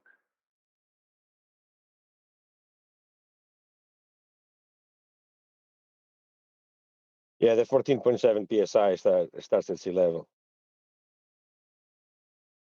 Yeah, so outer space is fake. I'm glad we covered it as a housekeeping question early on. Meanwhile, once you get to the Fundy's point where he understands gas pressure requires containment, suddenly we're being asked about why gas doesn't run out of, what was it he was claiming, kinetic energy. So suddenly we're the arbiters of these things. No, it's just space is fake. That's it. That's my job done. Like, you want to know all sorts of other things. Did you not have Google when you were looking at what science was? Oh yeah, you did, didn't you? Off you go. Space is fake. Don't forget it. And why was that man arguing against temperature to only then use kinetic energy? That means either he didn't know what he was talking about, he didn't know what gave the gases what gives the gases kinetic energy, or he was just being dishonest because he was switching from talking to me to talking to you. Again, a fundamental ignorance of the smart by saying it works. A fundamental ignorance of the intrinsic link these things have. And when he uses words, as you say, like kinetic energy, you demonstrate admirably to people who do understand the intrinsic link that you don't understand that, which is intrinsically linked by your own bloody words. When you deny it, it's pathetic. But you have to break these things down so slowly, whilst being called a dick. Obviously being yammered through by a liar like Brenda saying you're wrong, while you're trying to explain these things, Brian. That's how it goes for us as flat earthers, isn't it? That's the life we lead. Yeah, Well, I mean, for even with the our other guy, Hold on, Brian. Sorry. Go ahead, I AJ. say for our own YouTube audience here in Discord on the politics server, I've just dropped a citation in the side chat. The most widely cited example of an irreversible change is the free expansion of gas into a vacuum. exactly, AJ. What we're dealing with is like with that other guy earlier on. He came in with what was it was a very expansive physics type question, but surely you had to calculate the work being done, this kind of stuff. And then Yes. I asked him, so where is G in PV equals nRT? And he said it isn't in there. Where is it in any gas law? And it wasn't in any gas law. Then he asked about how are you going to calculate? Well, we'd use PV equals nRT or one of the other gas laws that G is not involved in. Do you know what I mean? We're using, like, so how are we going to calculate, how are we going to determine the work being done through the very thing that doesn't involve the thing that you need to involve, which is G. I'm going to read no gas law. Go on. I was going to say, I'm going to read a quote from Professor George Porter, who's a Nobel laureate. You'll be familiar with it as I read it out. Now let us look at some examples of spontaneous change and see how they are accounted for in terms of the second law of thermodynamics. We'll take the simplest first and look at changes where only the entropy changes. Now one, perhaps the simplest of all of these changes, is the expansion of gas into a vacuum. I have in one of these bulbs some bromine, and in the other I have a vacuum. And if I open the tap between these two, you will see spontaneously the bromine rush from one to the other. Now that is the simplest change we have, perhaps, because all that we can have is a change in entropy. In this case, the expansion into a vacuum, nothing else is involved. There's no change, there's no energy change, there's no temperature change. There's no change except entropy. Professor George Porter, Nobel laureate. Isn't that the video you played? Yeah, I frequently play him Nathan, you're actually wrong. saying, yeah, when he demonstrates it with the two bulbs. One's got a vacuum in it, the other's got a gas in it. He opens a tap between the two and the gas fills the space. Videos on the Discord chat. I have a question. Who was that? If everything that goes up must come down, where is down on a gas molecule? Yeah, exactly. Gas is expanding in all directions. So everything doesn't come down. That's their assertion. They need you to believe is the case. So to assert we've got gravity. Well, with gas, there is a flowing up and down with convection. That's caused by temperature and controlled by temperature. Well, caused by temperature. But gas forever expands, right? Yeah. Yeah, but temperature depends on Okay. temperature will convection is cooler, a cooler and warmer fluids replacing each other. Buoyancy So gradient. as warm gas rises, cooler gas will flow down. That's why we have weather, high and low pressure systems. That's why we also have a buoyancy gradient. It doesn't seem to be listening to you, Brian. He seems to be waiting for his opportunity to chant the next thing. So I don't know if he's actually listening to No, it's not an opportunity. If what goes up must come down.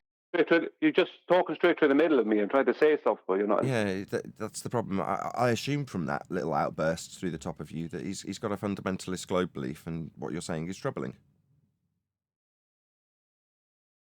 What goes up must come down isn't true. Horizontal plane of reference is irrelevant. That's correct. John's just said that to describe the up or the down, you'll need a horizontal plane of reference. Absolutely correct. But in this instance, to say what goes up must come down. No. Look at clouds. Yeah, they're not coming down, are they? They're part of a gas expansion and phase change. They'll come back down as rain, not gas. The gas has gone up. Was that you saying? What goes up must come down? Not unless it changes phase.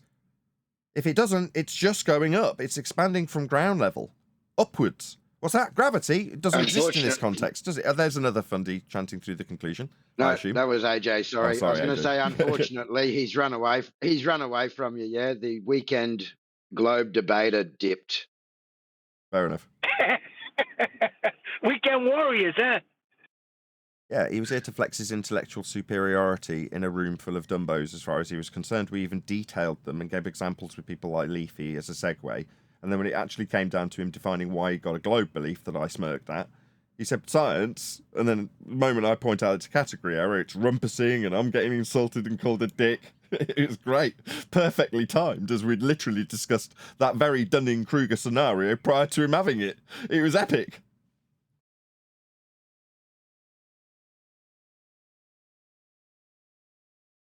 Yeah, I find with a lot of the Globers, they come in with not the ones who are seasoned, but the ones who aren't seasoned. They'll come in with these big, massive, expansive questions that are big, loaded with loaded words. But when it comes down to it, they can't back up any of the stuff that they want to talk about.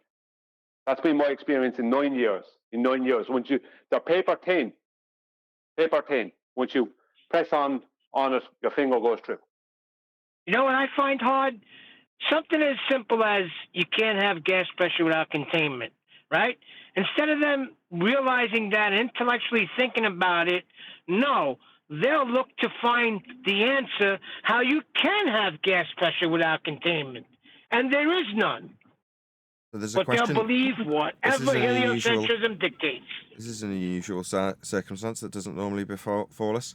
There's actually a question that one of my chat participants has put to you guys in politics. So I don't know who might answer this, but I'll ask it anyway. So Iron26, who's one of my patrons, says, do 24/7 suppliers support hotline for Globers who are suffering? Yeah, they can come in here 24 hours a day and speak to us about their issues. We can counsel them. See, Nathan, this is 1 decade. This is the problem. What I'm noticing at the moment is it seems to me like these Globers are going through a psychological dilemma. They're being presented with the truth. We're demonstrating how the Earth is measured flat and horizontal and level. We're explaining about gas pressures. Now, they can see this. They understand it. But the moment they admit it's true, they have to get rid of the globe belief. And that's a psychological dilemma for them that they're in. That's the way I'm looking at it. One deck. I'm experiencing it personally with my oldest son, Jacob. Every single day. He's in serious, serious pain. Oh, bless them all. Well, I'm just going to throw it out there, yeah. If any Globers out there need a bit of counselling, we've got Crit here in the room. Crit is will be very gentle with you guys. And can I just do a call to action to my own audience? Sorry to break up the flow. If you have been affected by the issues discussed here on Flat Earth Debate today, you can call 1-800-SAMARITANS if you are a Globe believer.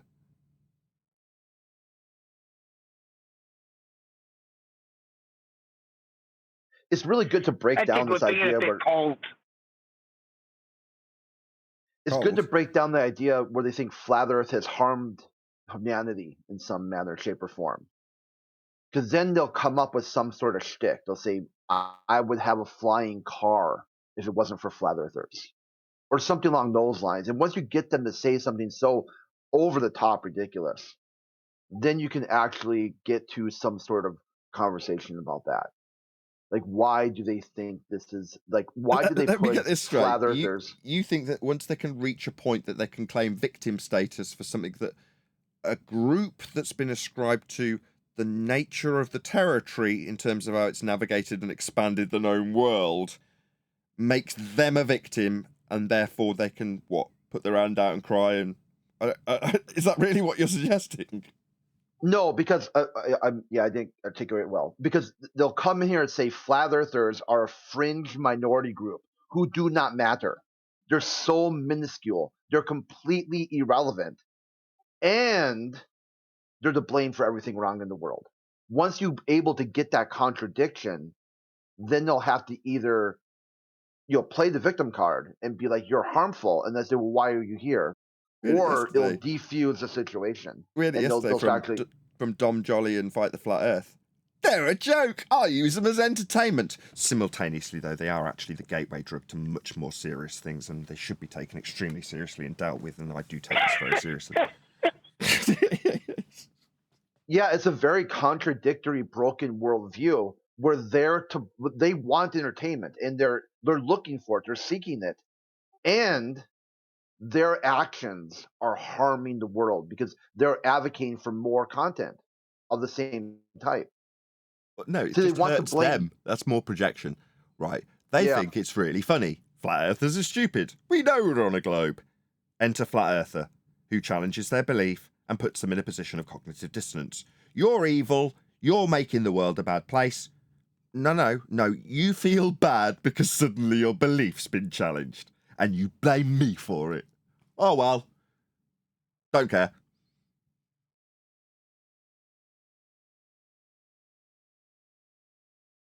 Meanwhile, they might be right.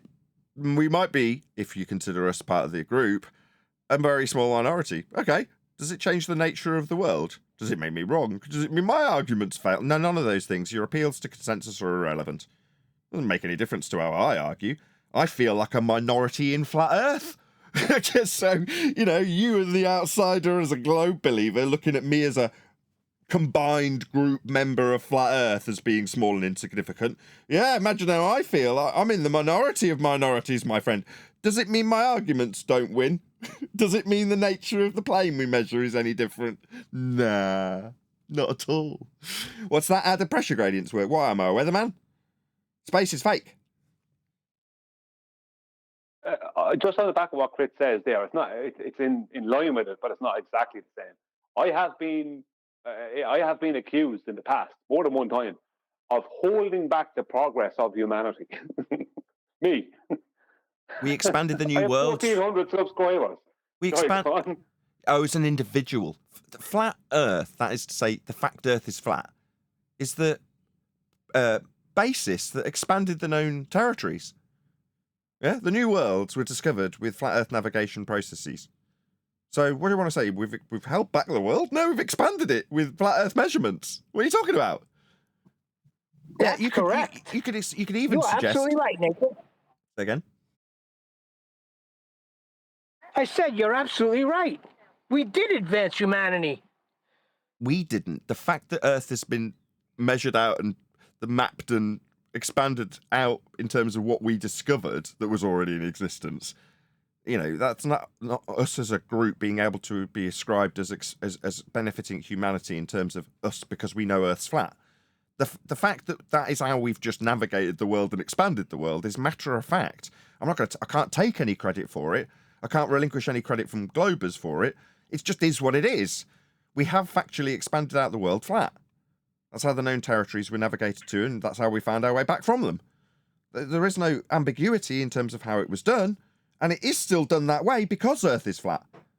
That's not like, well, look how well I've done to expand the Western world because I'm a flat earther. Get me, aren't I great? No. If we're going to get blamed, hold on. If we're going to get blamed for something, then we're going to take credit for everything.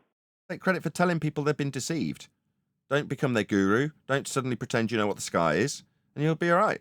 If you open your eyes to somebody that they've been lied to and they suddenly turn on you, then unfortunately that's the end of that relationship because they suddenly think that you exposing the lies that they have fallen short of recognizing are your fault as the messenger. No. Or that you've got to somehow fill in the gaps that the lies have now left in their life. No.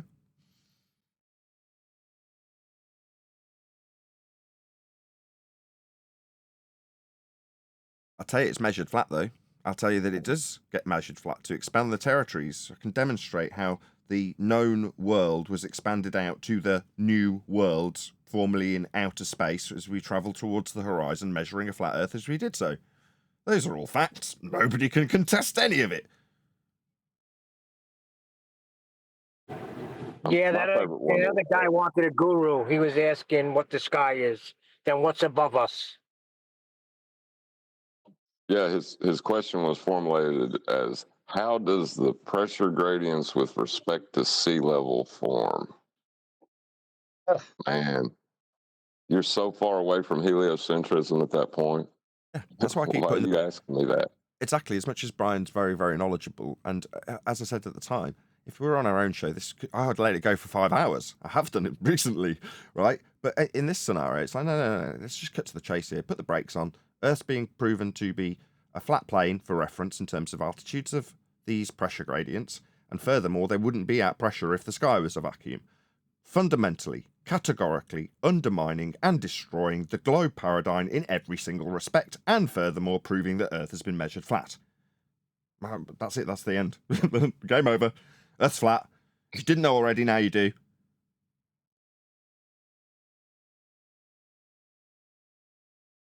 Yeah, but when someone comes with a smart-ass question like he did, I think we should unleash Brian on him. You see, like he had some sort of knowledge. It's only a smart-ass question when it's from an opponent that hasn't conceded containment at that stage, when you're in debate about it. When it's Brian and I discussing it, well, brilliant.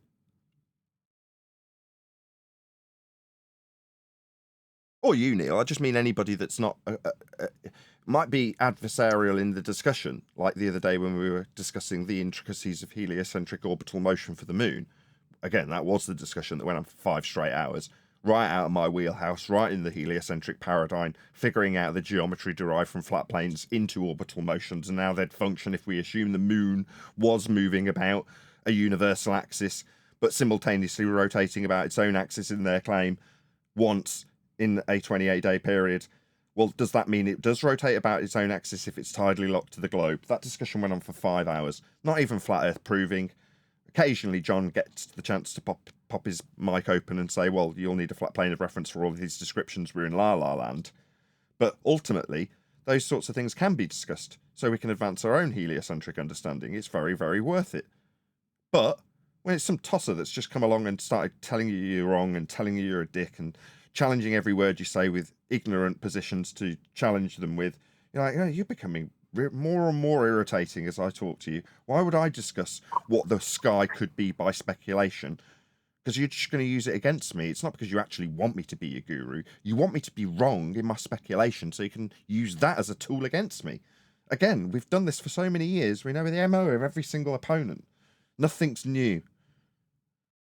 Yeah, but I don't think that was the same guy. Hold Sorry, on, Neil. go ahead. Go ahead, whoever it was from Discord. On the flat Earth, when you're standing still and you get ready to take a step forward, right? And you take a step forward, does your body go up and then back down to your foot? That understands your question. Are we just slithering across this flat Earth, or are we stepping? Are we slithering or stepping across the flat Earth? Is that really your question? So when you take a step, does your body motion go up and then back down? A little bit. Swing my hips too. What's the point? I don't know. What kind of shoes you got on today, Nathan? Bouncy ones. What's your point? Running barefoot. Like, does this have a point attached to it? Walking is a movement Well, forward. you're taking flat Earth over a distance, right? But you're using technology to do it. You're not actually walking it, right? Because when you walk, you go up and then back down. So how, therefore, can it be completely flat? No, you don't. You push a step forward when you walk. Hold on, Brian. Is this guy a bev? Can you both just a second? Both of you stop. I mean, y'all are going to We're skip immediately into audio chaos. We haven't even got different. clarity on the question. He's talking straight through the top of the host. Brian, I just need to get clarity on what he's actually claiming and what he's suggesting we might have claimed for him to challenge, or if he's challenging something. So, just one more time, my friend. What exactly are you suggesting? Because I'm not clear. We put him on mute. I think it's a Bev sock. Somebody coming in here to give it. I can unmute him, but Brian was correct. Yeah, he's trying to say you leave the Earth and come back down when you walk, and Brian says no, you're pushing yourself forward, propelling forwards. He would actually be describing jumping if we were going to leave the Earth and then come back down, but. What the point of this is on a flat Earth, I got no idea. Exactly, that's all. Well, this is the psychological dilemma. Now we've got audio chaos from Neil. The guy who was talking. Fair enough. I don't care what camp he's from. I just want clarity on what he's asking. I wasn't saying we were jumping. When did I say we were jumping? I said when you take a step forward, your body goes up and then down. The body goes up and then down. Or is everybody just hovering now upon you're yammering it? through me. You left a pause. I started responding. Now you're talking again. What I got as you started talking through someone else was the body goes up and down. Right. What I need is a clear and concise. Dude, you're a goofball. There's my talk through. Again, is it just me, audience? An No, he's in a inability to psychological communicate. dilemma. I start appealing to my audience in the gap, and then this guy starts talking again. These people aren't reasonable. It's not like he can communicate in a reasonable fashion with another human being. He asks something, leaves a pause, someone else starts talking to respond, he starts talking. It's fairly standard globe-believing MO. But all I want, I'm trying to help him. I'm trying to get clarity from him. I'm trying to help him expand on his question so we can reply to it. He doesn't even want that. Yeah, there's not reasonable people in this discussion, it seems. I'll try again. Last attempt. I think it's the fourth. What exactly are you claiming? He's gone. He dipped, yeah. He made his ducked comment out. over the top and he jumped. Yeah. So he only wants the audio chaos. Okay. Can I clarify his claim? That we're bouncing up and down? Go ahead if you feel necessary. Why is my body, when moving forward, going up with respect to a horizontal plane of reference and down with respect to a horizontal plane of reference if it is a horizontal plane of reference? If you're moving forward, you're going forward on the horizontal plane of reference. Please that was his question. Okay. That was his question. That's no point though, does it? What's the relevance?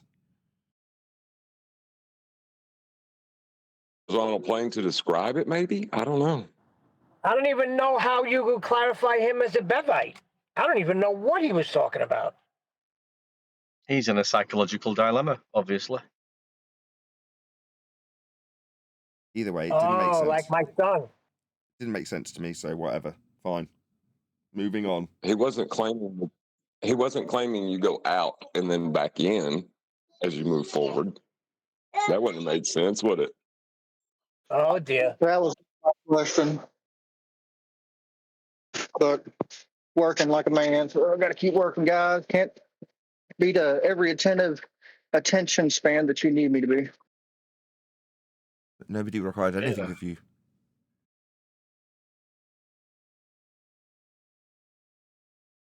Okay, you're providing that flat Earth is at a relative position of not moving, standing still. Okay, can I respond without you immediately chanting through me? Adelite. Shh, Neil. No, that's not a positive claim. Yeah?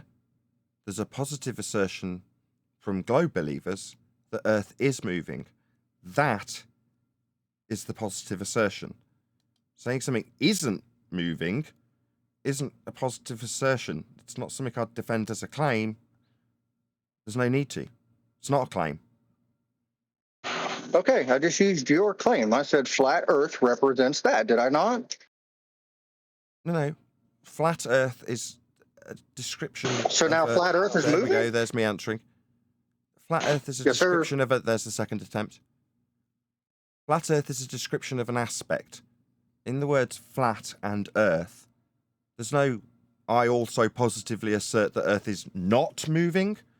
Number one, you wouldn't need to do that. It's a non-positive claim, second attempt. Furthermore, that's not contained within the words flat and Earth. So no, it's just seems like now, given your insistence, it's just a straw man you want to respond to. No, it's not a positive assertion. It's not a straw man. Yeah, it is if you keep attacking it when I'm making it abundantly clear that it's not a positive assertion. It's a non-positive claim.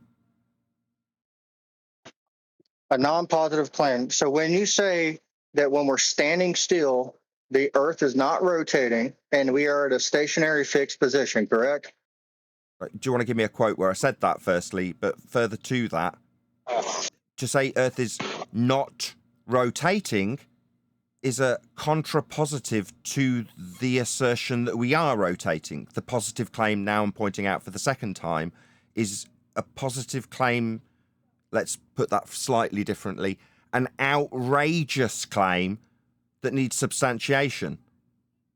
Yeah, not spinning. What, you mean not the positive claim that we are from your side?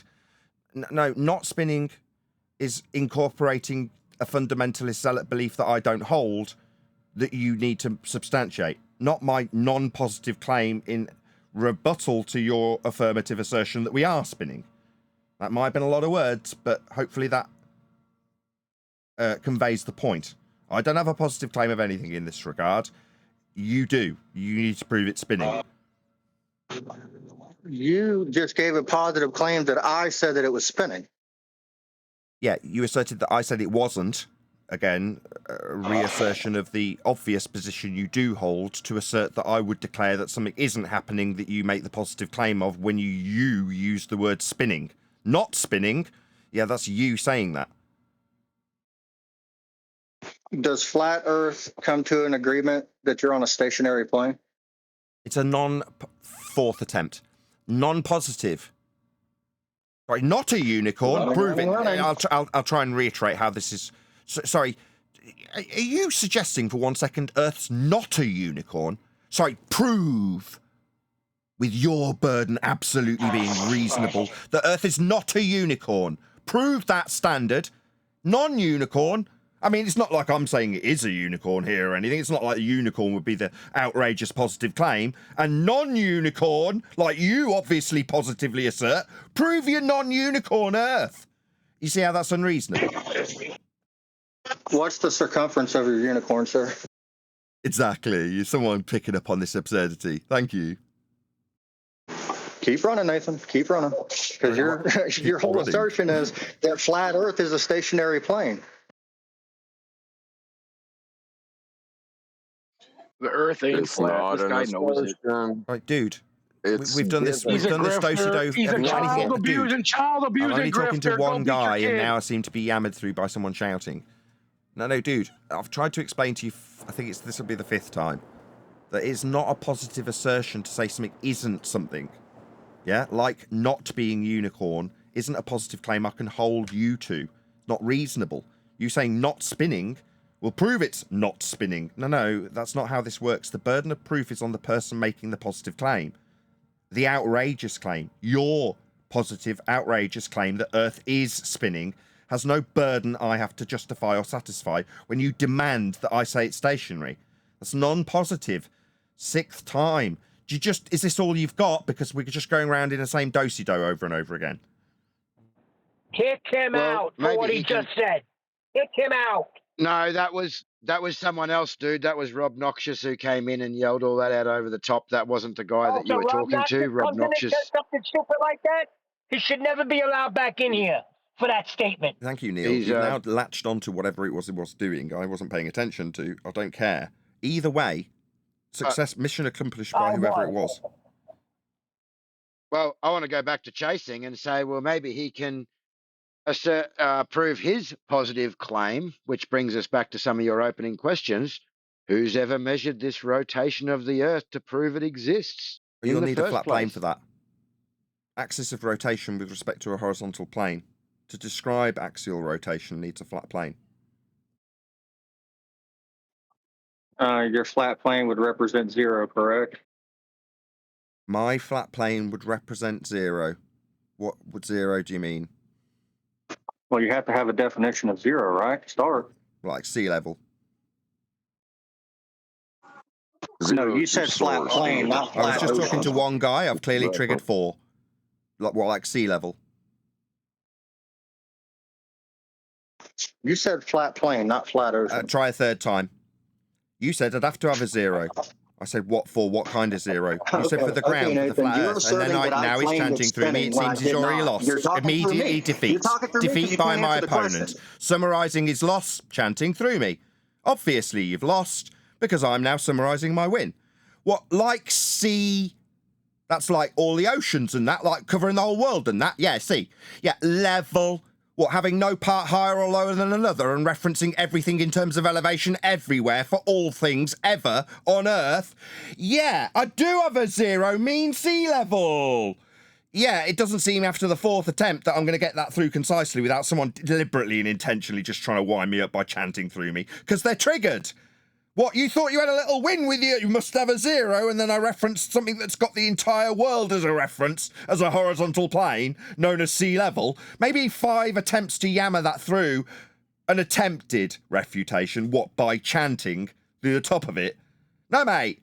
I do! We use it quite frequently. You'll need it too when you make your globe claims.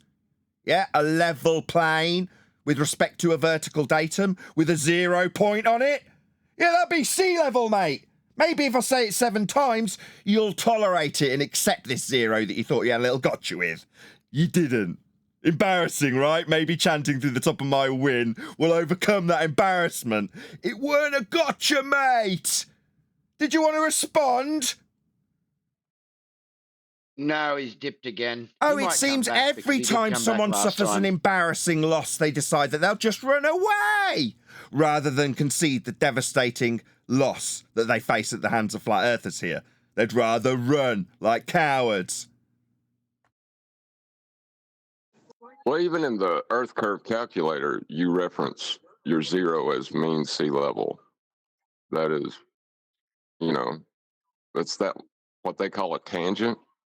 And the imaginary line into space is actually labeled sea level. The imaginary line is the curved one drawn beneath sea level that they believe the horizon will appear on. Yeah, that didn't revolve in a dear. conversation beyond somebody who thought in the back of their mind that they could have a nice little gotcha with a flat earther in a Discord server that they'd probably never been in before. Oh, you've got to have a whole 0 point for your whole flat earth, haven't you? Yeah, I have, sea level.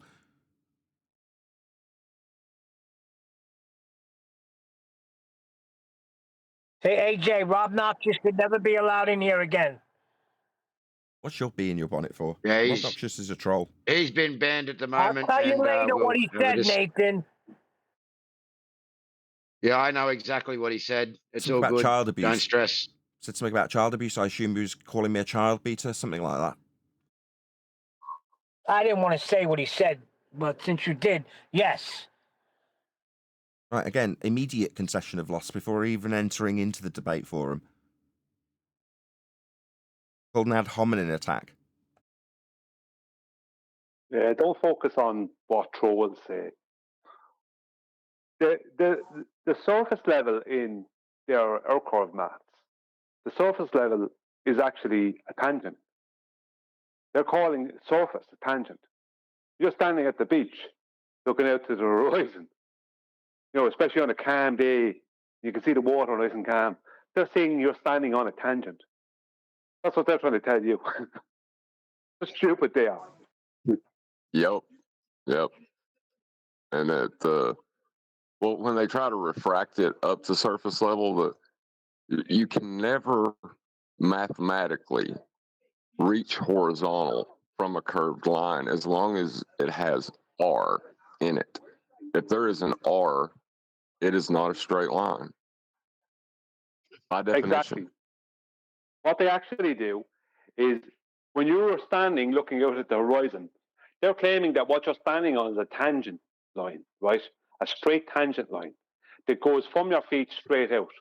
And they're over 6R, right? Whatever degree they need to, depending on the distance to the horizon, will lift up their horizon to meet that tangent line that you're standing on, giving you the impression that you're standing on a flat plane with an horizon. So let me get this straight, right, Yeah. Brian. Let me get this straight. They don't admit that the Earth is horizontal and stationary, but they admit that they're standing on a flat horizontal imaginary line. Yeah, and that the horizon has been lifted up from below that line by an over 6R non-refraction, and to meet that line, giving you the impression that that line and the horizon are all one. But what John Which is just said, mathematically impossible. yeah, because there has to be a curve between you and it within their maths, so that they're flattening out their globe as well as expanding it via its radius while you're standing on a tangent.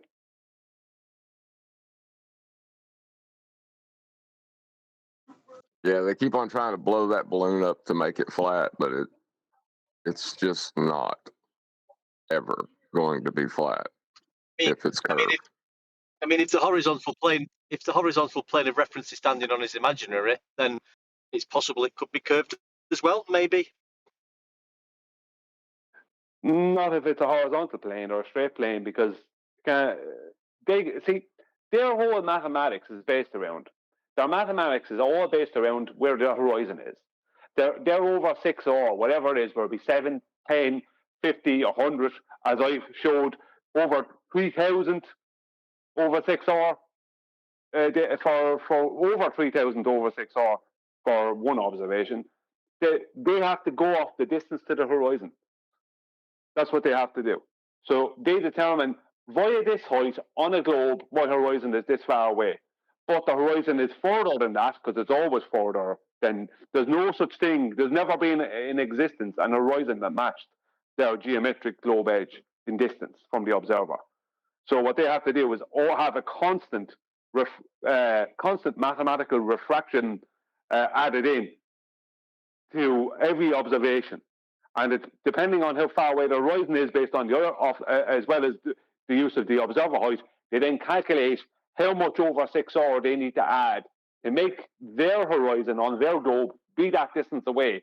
But then they're also having you standing on a tangent, meeting this point, taking away all curvature, and even as John said, it's mathematically impossible, because there still has to be, the tangent then would have to become, John, you would concur, that tangent would have to become a chord line at that point with what they're claiming. But they're not. So, they're still keeping a tangent, Brian, but listing it. Go on, one deck. So the refraction is, I'm just saying, so basically they're using refraction to turn the horizontal into an apparent location, not physical. Well, no, they're not. The horizontal is a tangent. There's no claimed refraction involved at all. What they're doing is they're claiming a mathematical refraction that is not refraction, that's based off an R value that's never been measured, because you can't measure it because of the refraction, the non-refraction that's mathematical refraction that's based upon it. Do you know what I mean? It's a circle of nonsense. And then they're claiming that the tangent you're on just happens to meet the horizon at whatever distance the horizon happens to be in reality. That is the amount of over 6R they're going to add to make that horizon that distance away from you as the observer. And that tangent meets that horizon, giving you the impression you're on a massive flat plane. The horizon is a circle, Brian. Flat then, two-dimensional. Yeah, which makes it mathematically impossible to be curving. The R value of that circle can't be curving. Yeah. What do you mean by that, Brenda? What I mean by what? The horizon is the circle. It's the point at which the Earth curves away from itself and blocks your line of sight. No, 360 degrees. Your eyesight will give you a 360-degree circle if you spin around. The horizon's not a circle. You see it all the way around when you turn around 360. Therefore, it's a circle. Yeah, it's that's not your a straight eyes. line. That's your eyes. That's literally like the barrel distortion of your own eyes. The problem with you, Brenda, is that itself. It's not an artifact. She just said it's the not an Earth artifact. curves away from itself. That's so nonsense. And that's what I mean, that it obstructs itself. So it's the physical location, that circle, is it, of the horizon all around you, Brenda? It's a physical location on a geometric horizon. Yes, it's a physical location. I think you mean tangible, Brenda. I mean physical. But physical, light Black is physical, swan. Brenda. Hang on, Neil. Light is physical, I Brenda. refuted the black swan. I took it away from Nathan. Come on, Neil, please. Okay. Just don't give her an Brenda. opportunity. She's after saying the Earth gets in its own way. It obstructs itself. Yeah, that's what happens. So that's like you obstructed. You want to walk in. You want to walk through a doorway, but you are obstructing yourself in front of yourself. That's basically what you're saying. The reason you can't see the other side of a baseball is because the front side gets in the way. What has that got to do with your claims concerning the horizon? That's what a horizon is. The Earth gets in the way. What's the horizon? The geometric edge of a globe. Globes don't have edges. They're So curved. the geometric edge of a globe. Is that what you're claiming? Because they don't have horizons. It doesn't have There's an no edge. horizon of the globe. Horizon is a rate of slope 0. Right, I just got to interject. So up until 2020, the globe, and still to this day, if you look at the actual rhetoric of a globe, is that there's a physical geometric sphere edge at 1.2 times the square root of the observer scientific feet that blocks your feet and inches value of distant items. That would be the edge that obscures those feet and inches that are claimed in the Earth curve maths. Because it's been debunked by the Black Swan, Brenda's denying that the globe has an edge to block things like boats and buildings at a feet and inches value as laid down in the maths. Essentially, she's denying her own Earth curve maths. I debunked your Black Swan. Why'd you stop me? Hang on, no. Brenda, right? What is the horizon? Is it the geometric edge of a globe? The horizon is the point where the Earth comes between you and the rest of the globe. So it is it. So you are claiming it's a geometric edge of a globe. So you're claiming it's the geometric edge Brenda of a globe. and Brian. Let me just get some order. I'm sorry, Brenda. Yes, Johnny. After Brenda and Brian are concluded. So Spheres don't Brenda, have you are edges. claiming it's the geometric edge of a globe, Art. No, there's no edge. Well, you Globes just said don't it have an was. You edge. just said a minute ago it was. No, I didn't. Well, I asked you I what said the it's the- horizon was. Okay, You said I made my summary, but I'll have to do it again. I'm really sorry, Brian and Brenda. So it's not an edge blocking boats and buildings. Brenda's denying her own claim. No, I'm not. No, she I'm said saying it the was. Earth gets in the way. So is it an edge blocking boats and buildings? A geometric edge, Brenda, blocking boats and buildings? It's a point beyond which objects are obstructed from your view, depending on your height above the Earth. So it's beyond the obstruction. You just said it's a point beyond which objects are obstructed from their view. So that'll be an obstruction, and then the horizon is past that. So like It's looking at, relative let's just to your say, height. let's say an oil rig is obstructing my view past the oil rig, but there's an horizon past that. Is that what you're talking about? Oh. Like in the Black Swan image? No, I'm not talking about Yeah, the that's Black what you just Swan. said. You just described that. I debunked your Black Swan. I refuted it. So even the leading edge of a globe, the leading geometric edge of a globe. It's a closed question. I refuted your Black Swan, and you're So still is not the understanding. blockage geometric, Brenda, then? Okay, is the blockage that you're claiming geometric? It is the Earth physically Is the becoming blocking you're between claiming you. geometric, yes or no? Yeah, on a sphere necessarily. Is the blockage you're claiming geometric, yes or no? Stop wasting everyone's time, Brenda. I was explaining it. It is I don't need an necessarily. explanation, I just need a yes or no. I didn't ask you for an explanation, I asked you if you answer a closed question. Is the blockage you're claiming a geometric blockage? Yeah, you don't get to dictate the conversation. So yeah, so is that a yes? The Earth comes between you Is that a and the yes? distant So is object. the blockage you're claiming a geometric blockage, Brenda? It is necessarily geometric, yes. So it's been debunked by the Black Swan. It's a hill. The leading I edge of a debunked globe, the then. Black Swan.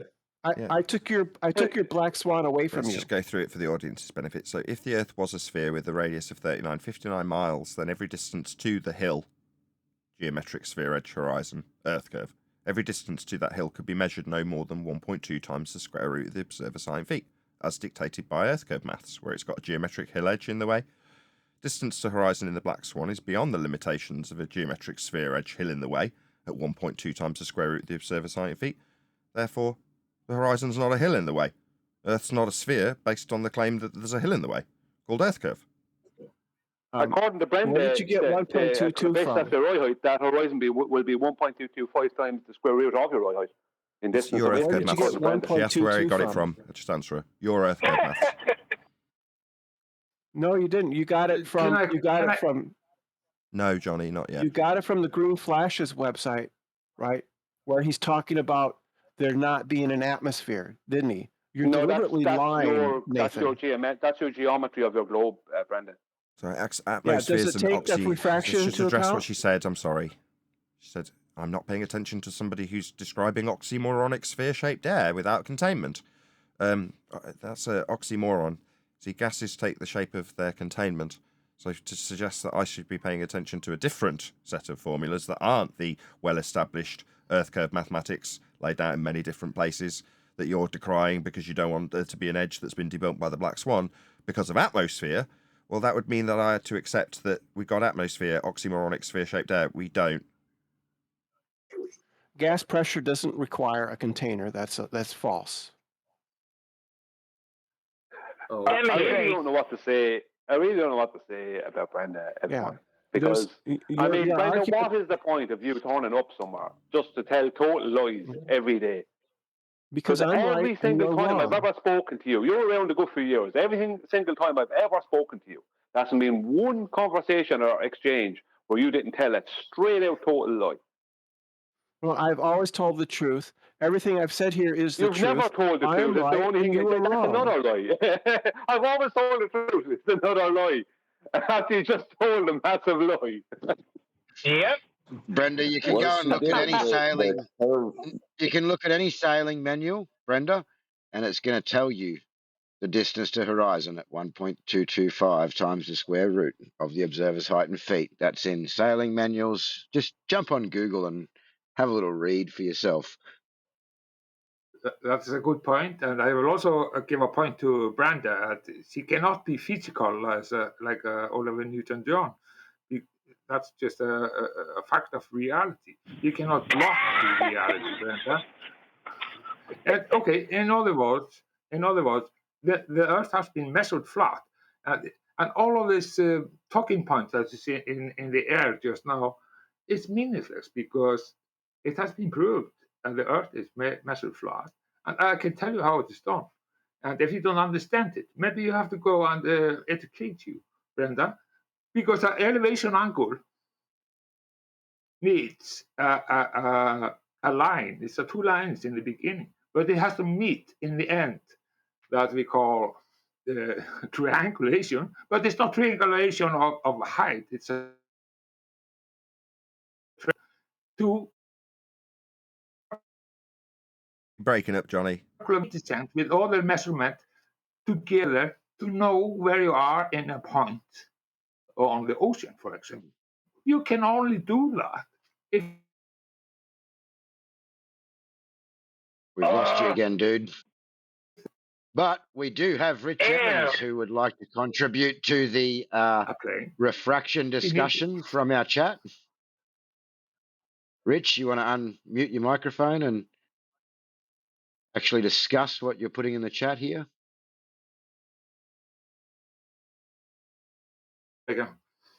No, he's okay, thanks.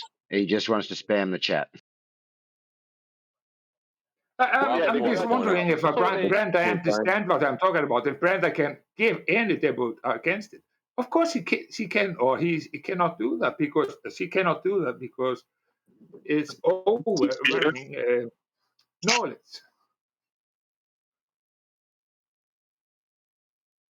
So now Brenda is not saying anything because she really has to think. She cannot have any debut against it. Cannot say anything against it. That's how I was saying. He's probably not saying anything because he's server muted. It's a mood. What's your response, Brenda? Okay, take it on mood. Let's see if you can say something against it. What's the question? Oh, so you were not listening. I said, you have anything to say against the flat Earth measurement using the elevation angle, and you need two lines, and the other lines is 180. 180 against the elevation angle. That is to GP, and GP goes up to or the star or whatsoever you can take it down with the instrument that we call sextant down to the horizon. And then you get circle of equal altitude around the GP, the ground position. And listen to the word. Circle of equal altitude is equal altitude of a big area. And if it is, it cannot be a curved area then. Do you understand that, Brenda? No, it's hilarious that you think that that's what it's hilarious that you think that that's what the circle of equal altitude is. You haven't got a clue. Nathan doesn't know what the circle of equal altitude is. Why are you bringing him? Hold on, stop, everyone, stop. Please, can you stop? Please, Neil, shut up. Neil, can you shut your mouth? Now, why are you bringing my name Brenda, into it? could You're you talking to define- Johnny, who's Oh. a former navigator, a ship's captain. When you're bringing my name into it, like you're not talking to Johnny, or what's going on? Nathan Oakley's a lying bitch, you fucking bitch! Child Relax, abuse, man. Please, can you man! relax? You're Obnoxious. Neil, can you please stop getting so triggered? Because you're just throwing as much fuel on the fire as they would like you to. Please, can you stop doing that? I was trying to I'm say just Johnny's a wondering how- navigator. Neil, But you guys please, said can you after pop? I Neil, said it. please, can you pop Forget yourself it. on mute and just calm down for a minute? Thank you. Okay, I'm just wondering how Bernta can say right over over the internet and to my ear how wrong I am about the circle of equal altitude. I am very nice to listen to explanation what circle of equal altitude is. You don't know what it is, From your mind. Johnny. You don't know what the circle of equal altitude is. Okay, tell me about it. I am open ears. Right, it's the locus of points at which a given celestial object is at a given altitude above horizontal, right? Yeah, what is horizontal? Perpendicular to your zenith. What is the reference? It's a reference to plane, right? So No, you're no. assuming The horizontal is the plane. It's perpendicular to your local vertical. Welcome to Flat Earth. Okay, Welcome to Flat Earth. That doesn't prove Okay, I wonder take how it you easy. There's all the way there. If Brenda don't understand this, then maybe Brenda has to understand that if you are from one distance from the GP, you should be able to go around the GP and have the same distance in the circle. No, that's not true. That's not Oh, true. really? Right. No, it's not like true. if you have something from the middle point and you take a round of it, you get a circle, right? It's like a 3.14 of pi, you man. Yeah, Some of course it is. some circles of altitude are not, perfect geometric, are not a fixed radius from the GP. You're making Yes, fool of they are, yourself Brenda. now, Brenda. Right? You don't know what you're talking about, right? The circle of Brenda is altitude at present is lying a set to of anyone who wants points. to know. Yeah, she's Anyone lying. wants to know, I'll take her apart here now. Yeah, Brenda, you still don't you're understand trying to how the contradict moon what you just said to rotates. Johnny a second ago. Could you please do something for us? You know this horizontal you're claiming? How is that established, Brenda? What? How do we establish this horizontal What's that you're happening? claiming is perpendicular to Zen? Yeah, John. The only way One we second, don't have to Johnny. talk about One it second, for Johnny. the audience, and just for the audience, if you put a string in the middle of something and go around it, She's not you get denying that, equal Johnny. circle, She's not right? denying that. She's trying to just I say am it's not denying the that. Earth. She's I trying am to say it's denying not that. the Earth. So I'm asking her to define how this horizontal she's claiming is established. So Brenda, how do you establish this horizontal? What do you need to establish it? You can From the deck of a if you're boat. on land, you can put a From the pan deck of of a oil boat, I on the said, ground. from the deck of a boat with a marine sextant, how do you establish the horizontal? You could use a bubble sextant if you're in an airplane. Not on the boat, you can't. No. You can't use a bubble sextant on a boat. That's How do you correct. establish the reference to horizontal? the plane. How do you establish the Right, you make- horizontal with a marine sextant on the deck of a boat? On the deck of a boat, then you take the dip to the horizon, you subtract that, and then you can How get do you know the your dip? How do you know the dip? horizontal. How do you know the dip, Brenda? That typically is in the books these days. No, how do you know it? How do you know? How do you know what the dip should be? You can calculate it based on your height above the sea. Calculate it. You don't calculate a dip. Yes, you do. You It's a don't. You calculation. measure a height of Voya port. And if No, your height of it's Voya, a if your height of Voya above calculation. the water underneath your boat, see, we have to talk to me now because I'm about to annihilate you. If your height of Voya, measure that port is 35 feet above the water underneath your boat. That means the water that's at the horizon is also only 35 feet below your oil line. So if that horizon is 15 miles away from you, that means the water from underneath your boat to the horizon is a horizontal. That's horizontal water. No, it doesn't. There is no other way to establish that horizontal. That You don't know doesn't what you're follow talking about. logically. All you do, and you're trying to lie your way around it like normally. It doesn't follow logically. What you said. No, yes, it does. You see the way No, you it keep. doesn't. See the way there's all this talking going on as I'm trying to talk. I'm trying to tell you. At port, you measure your height of eye. If that height of eye is 35 feet above the water below your boat, then when you're out to sea, when you take your angle between the horizon, the visible sea horizon, and the celestial body, you only subtract for that 35 feet. Because the water at the horizon is the water at the horizon is presumed to only be 35 feet below your eye line also. So that's why when you go to the almanac, the corrections in the almanac, the dip corrections in the almanac, that's why they fit a flat plane and not a globe. No, they don't. Right? The dip to horizon they don't isn't fit a your globe, height Brandy. They above fit the a flat ocean. plane. When you do the You're math, just they don't fit wrong. they don't. 50 foot. No, the dip to horizon is not. A 50-foot eye height on a globe would be 0.2.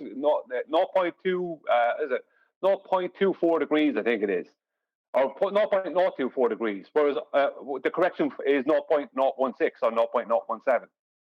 That's not a globe. Dip to horizon is not your height Even the above mathematics the that you ocean. have to claim, even the mathematics that globers have to come up with to try and address that involves a dip correction off of a tangent plane. Your dip is off of a tangent plane, which is we assume to be a straight line out from underneath your boat. You're going to need a flat Earth for that.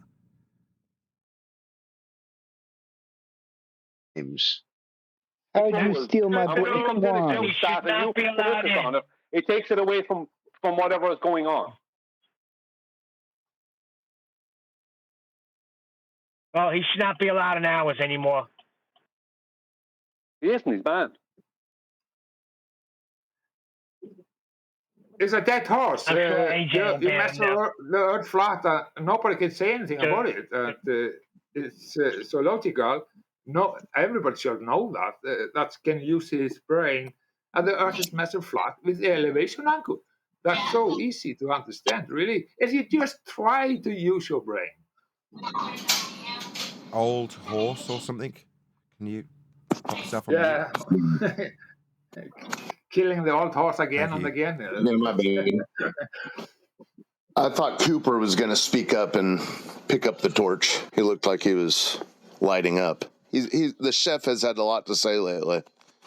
Same mic is open. You can hear the road noises, so it always lights up. I just think it's really weird how you guys keep talking to Brendan with him on server mute. It's really spineless. I don't like it. You guys should.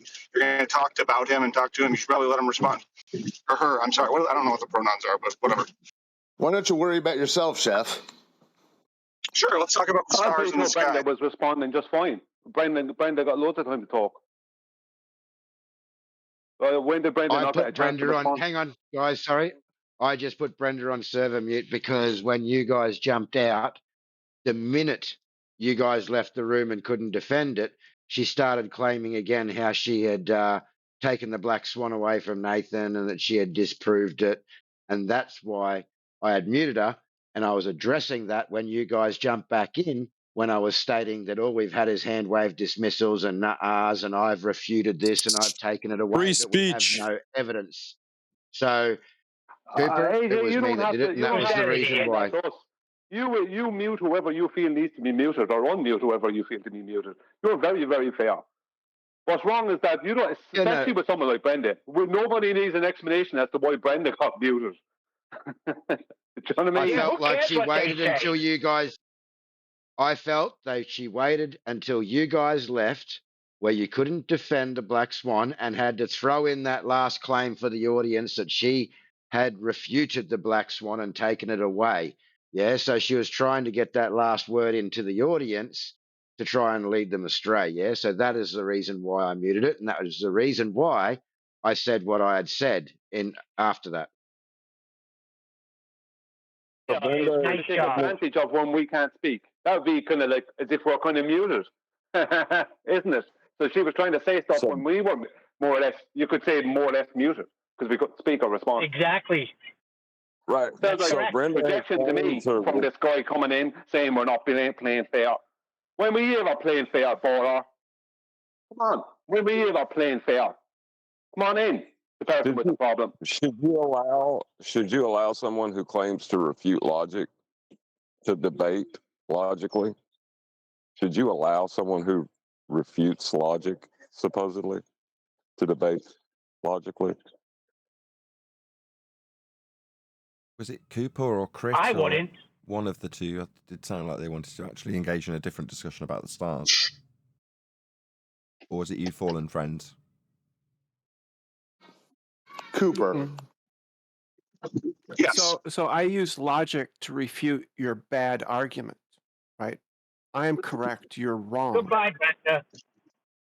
Do you realize you were speaking to a sailor who navigated his whole life? You realize that, right? No, she made it about me. That's where I stepped in last time. She's obsessed with me. So when she was talking to a sailor who had followed the process, she decided that she was going to make it about her refuting me when she's literally talking to Johnny, who's employed the process.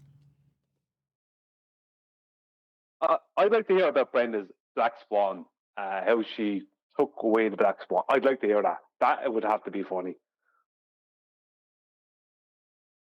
It was on Jaren's show. No, she didn't do it on Jaren's show. Jaren used the Black Swan against her. Yes, he did. Ended her there. Yeah, but that's a yeah, just said it was over. Like, the day ended in I'm not watching Jaren's show. Again? Oh, I said I'm not watching Jaren's show. Fair enough. Well, Brenda, so tell us about how you took away the Black Swan. Tell us all about it. Give us all the details. Oh yeah, Ryan, are you looking for entertainment? Neil, do you not know in To Keep Your Trap Shut? It's obviously not clear to you. Right, it commits a fallacy. It's a fallacy of equivocation between the geometric and apparent horizon. We've only got one. Apparent. There's two horizons. All horizons are apparent, Brenda, by definition. No, they're not. There's the geometric horizon, and then there's the Where is visible that? horizon. Where is this geometric horizon? Where is it? It's defined in the Green Flash's website. So where is the? I don't know who Green definition. Flash is. Where is this geometric? I asked you, where is the geometric horizon? Not where it's defined. Where is it? Oh, the geometric horizon is going to depend on the curvature of the object you're standing on and your height above it. It's a geometric where relationship. Is it, this geometric horizon? And I didn't ask you. You're telling me more about it. Where is it? Where do I go to view this geometric horizon? Where can I measure to it? Right. It's a geometric relationship between your height and the curvature of the Earth. Geometric horizon. That would be geometric. Would be physical Earth. So where do I go to view and measure to this horizon? You can't go to it because it extends when you walk towards it. Where do I go to view this horizon? Where do we go to view this horizon? You would go to an Earth without an atmosphere. How could I go to an Earth without an oxymoron? Sphere-shaped without containment. How could I do that? How could I possibly do that? It seems to me that your logic is getting in the way of you understanding a logical consistency argument. That's what it seems like to me. It's a mathematical relation. It's a mathematical relation. Bro, who recognized a disk in space, bro? Hold on. A disk is completely unnatural, bro. The form of a disk, okay, in space-time is completely unnatural. Hold on, Brian. Sorry, completely there's unnatural. a globe believer wanting to share his pain about what he believes flat Earth is through the top of your discussion. Sorry, Brian. I just Can this man tell me where Brian, his I geometric must horizon is? be able to retain control here. It's nothing personal. It's everyone, not just on my panel, on the Discord panel too. So if I don't acknowledge this guy, that's it. Audio chaos ensues indefinitely. I must be able to retain I asked control. him a question, Nathan. I know, but there's a guy chanting. There is a guy chanting through you, and I've got to take control of that, Brian. Otherwise, nothing you say is going to be heard from this point forth. Yeah, there's a guy chanting about discs in space and how absurd it is through the top of this discussion that he's obviously not listening to, because he desperately needs to share his pain about what he believes a flat Earth is through the top. Now, hopefully there's quick conclusionary points and we can get on to a different fundy. We'll see. What about the geometric horizon that's been claimed? We don't have one. She said the way you'd see it is on an Earth with no atmosphere, oxymoron. You've addressed it. So it doesn't exist. a We can't see it. mathematical. It doesn't exist. Then she went on to say it only exists in the maths.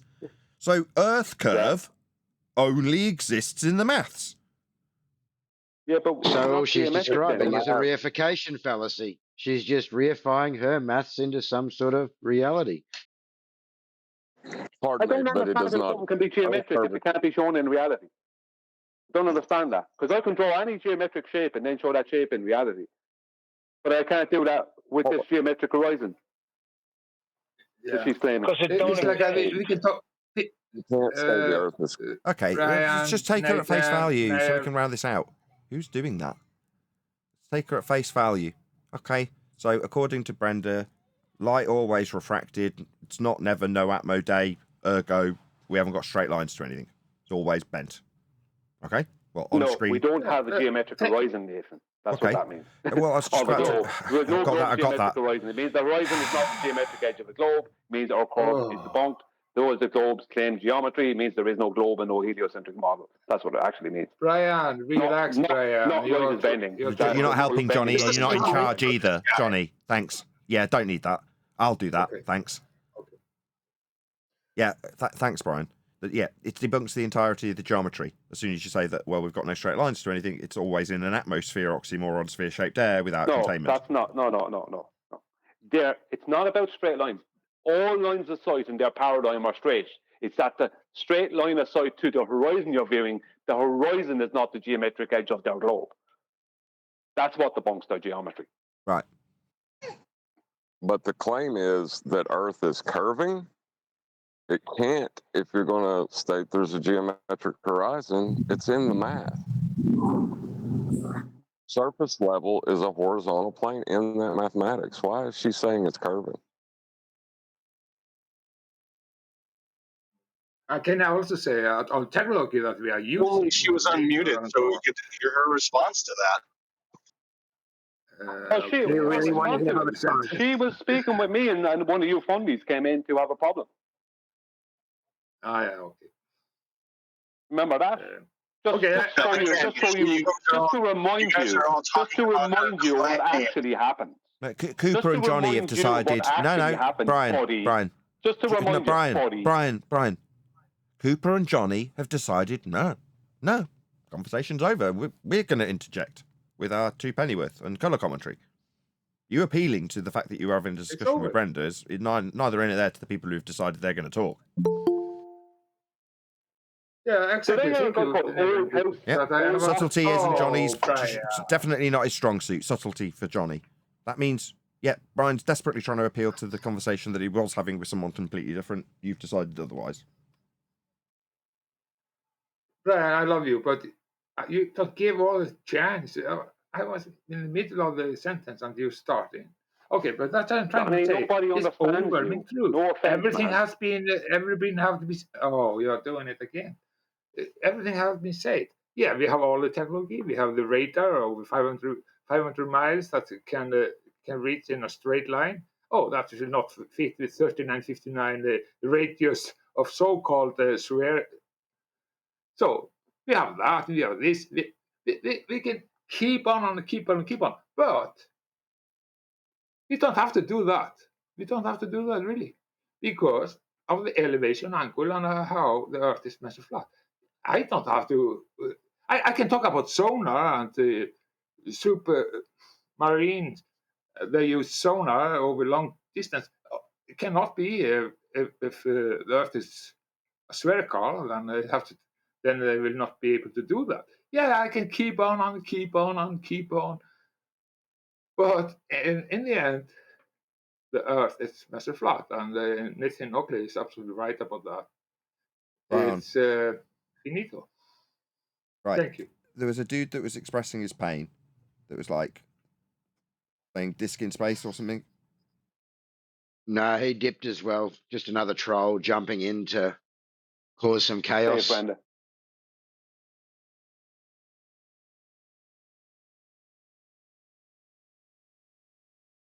Good conclusion, Brian.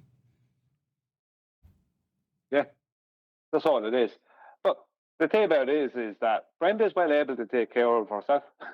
She doesn't need any of these. Brenda will just lie her way around it or whatever. She doesn't need any, in fairness.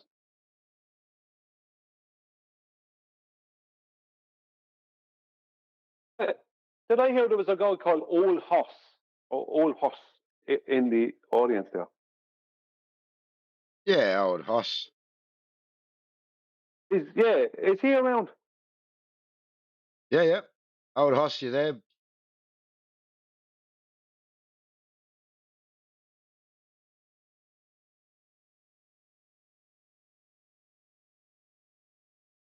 Old Hoss Radburn. I'm here but busy. Well, I can listen cool, while it's up.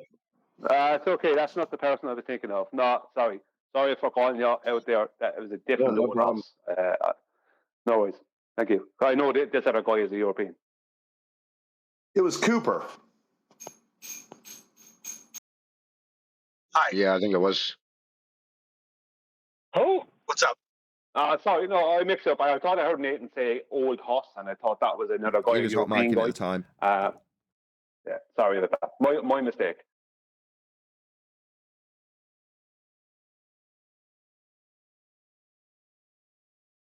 Right, we're going to hang around for another half an hour or so in this server. It's about a few housekeeping questions. Get the ball rolling again. Yeah. Any evidence of the distance to the sun? We do that at the beginning. We did do one. We did gas pressure without a container right at the beginning of the live show. Well, I have proof on molten iron core. Oh yeah. Yeah. The guy said it was what did he say the last time? Now you're asking me. Because I've drawn a blank, but he said something about oh shoot. I'll think of it. That was wonderful. Thank you, Neil. Magnetism.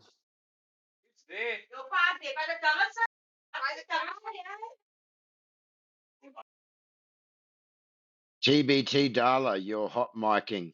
I've just server muted you. I'll take you off shortly and see how you go.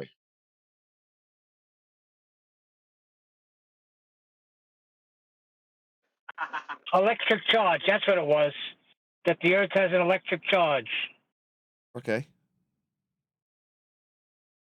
And? Do you agree that the Earth has an electric charge? Electric charge? Do you mean there's an inference because there's a magnetic field that's somehow electricity driven? I mean, those two things can be shown to be intrinsically linked. But I know we've got a magnetic field, so what?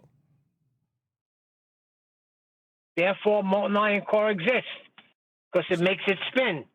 And because it's spinning, it's becoming a molten iron core. There you have it. Well, I could have I stopped you. just answered a housekeeper question. I could have stopped you at the first non sequitur. Unicorn Earth because magnetic fields.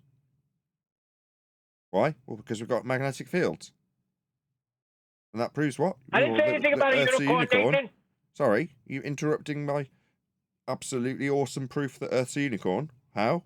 Well, magnetic fields, Neil.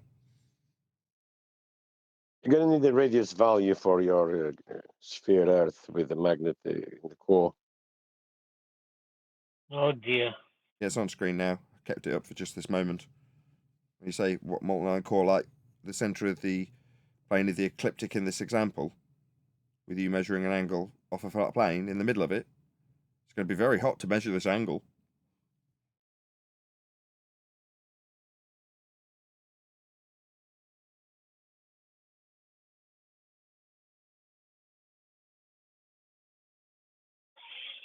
Nobody got Johnny's joke when he said Olivia Newton-John. I got it, Johnny. Any evidence of the R value, the radius? I think we've tuckered out all the fundies.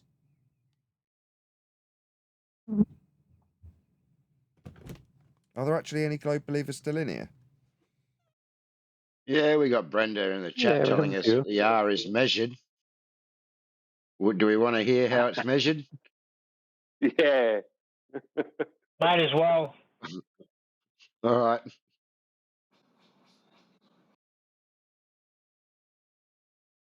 Maybe she means the R that you need for your elevation angle for your circle of equal altitude to find your latitude.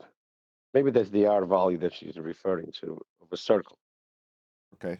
Well, you've got the flat No, Earth claim on the table. How's this R value measured, Brenda?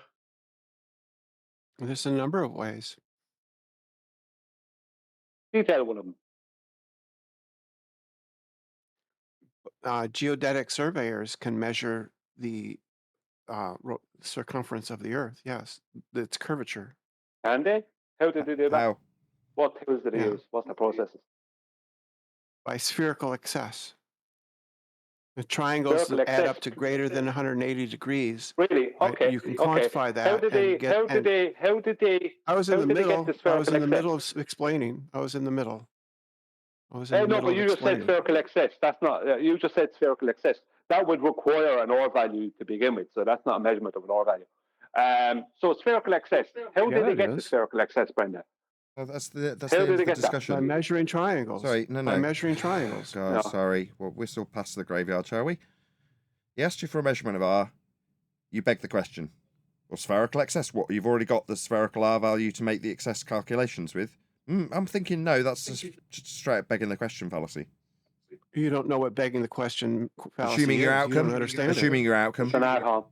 No, that's assuming not you're it. out. That's not what I'm it trying is. to explain what you've accused me of not understanding. Assuming You're your wrong. outcome. That is to say, if I say unicorn Earth is proven because if the Earth's a unicorn, then we'll have magnetic fields.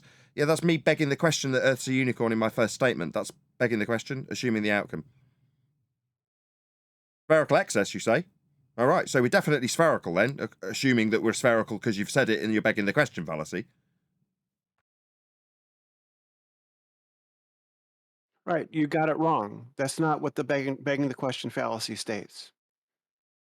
Yes, No, we're not debating what a begging the question fallacy is. It's assuming your outcome. When you say spherical excess for a measurement of R, that assumes we're spherically basing this radial value that you're measuring. An assumption isn't begging the question. So now we're going to Nathan. debate about what a begging the question fallacy is rather than her begging the question because- fallacy of a spherical R value. Lovely. Because you accused me of begging the question and you got it wrong. You did. As soon as you said Right, spherical. because you're you wrong. did. You did. You're wrong. You did. You're here to debate the Earth's a sphere. The moment you say spherical excess, you're automatically assuming that which you're here to debate about.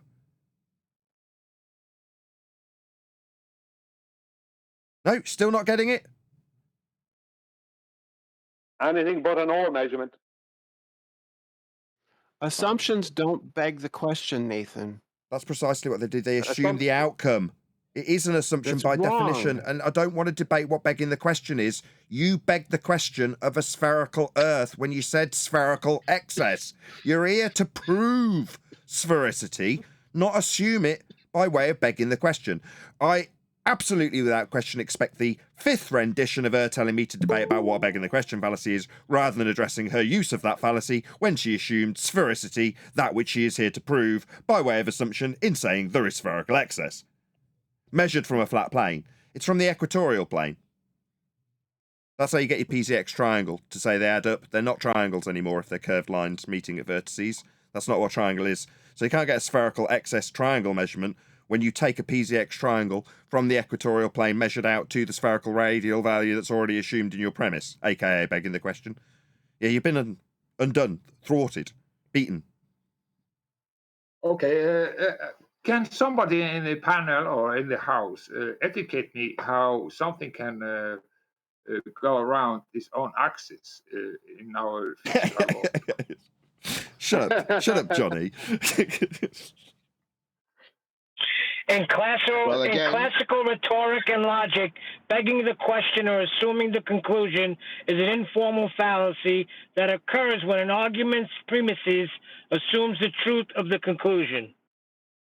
Begging the question. So like if you were here to prove Earth's a sphere and you started off by saying, well, if I measure spherical excess, that's sort of begging the question. Correct. Well, just so the audience knows, Yeah, they measure John, flat Earth elevation angles first. Yes. Then they do their primary calculations to calculate their sphere to come up with their spherical excess, but they start with an elevation angle from a flat surface. That's right. The PZX angles are projected out from the equatorial plane. Go ahead, Brian. I know you've been trying to get the actual conclusion. Go ahead. Yeah, what they are, just so the audience knows that we're not just hand waving away this thing. Not that it doesn't deserve to be just hand waved away. Spherical excess, nothing to do with a measurement of an R value, Brenda. Spherical excess is they measure actual triangles. As I said before on this server, my mother's partner is a retired geodetic surveyor. He was a geodetic surveyor for 3 or 4 decades. And they measure actual triangles. Let's just say between 3 mountains, an actual triangle. And then mathematically, when you place that actual triangle, there's only 100, none less, no more, 180 degrees of internal angles. When you place that onto a convex curved surface, it then bows out those lines and increases the angles, but also creates an area in the center of the triangle that doesn't exist in reality. That was what they call spherical excess. If they want to use any of those things, they then have got to unbend it and bring it back to an actual triangle in reality to use it in any way practically. That's what spherical excess is. There is no bendy triangles. There is no spherical excess. It's all mathematical belief nonsense. That's all it is. In reality, they measure actual triangles. Geodetic surveyors do.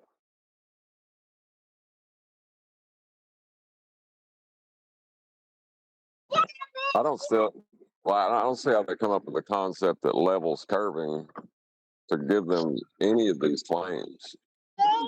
But it's just contradictory. It's flat out contradiction. Can't curve level. I have a question of possible ignorance. Feel free.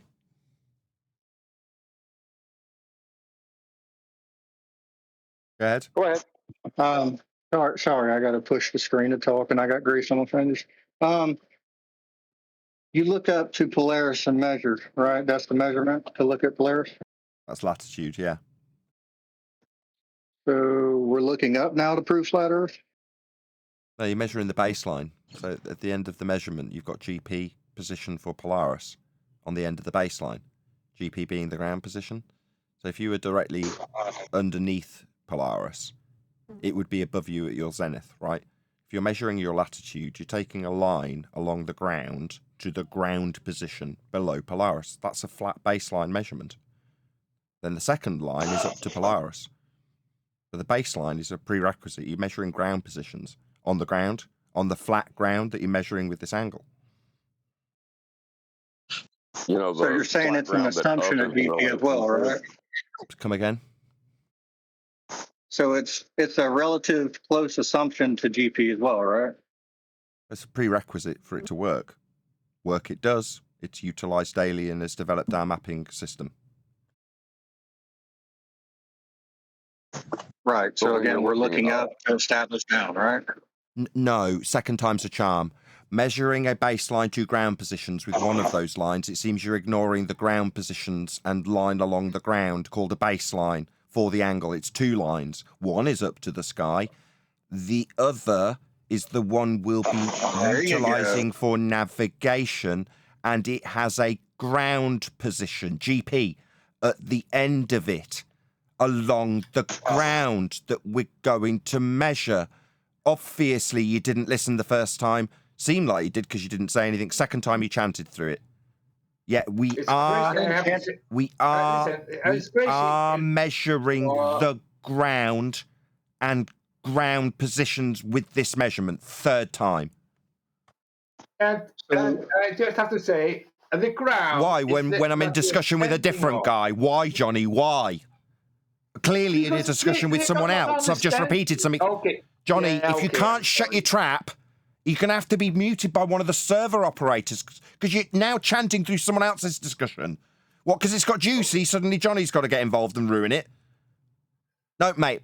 Ground positions, along the ground. 4th time's a charm. It's an assumption of position, yeah. An assumption or a measurement of an angle? No, not an assumption. So it's Polaris. There was me responding, and there's you being triggered. Shocking, isn't it? How me, the flat earther, is explaining how it's a measurement of an angle, and yet I'm being told it's an assumption of an angle. No, it's an angle measurement. It's called an elevation angle measurement, not an elevation angle assumption, because you've got a globe belief where the ground curves away from you. I would assume you appreciate that this is defined and justified as a measurement by definition. Do you not appreciate that? Because if so, I can define it for you.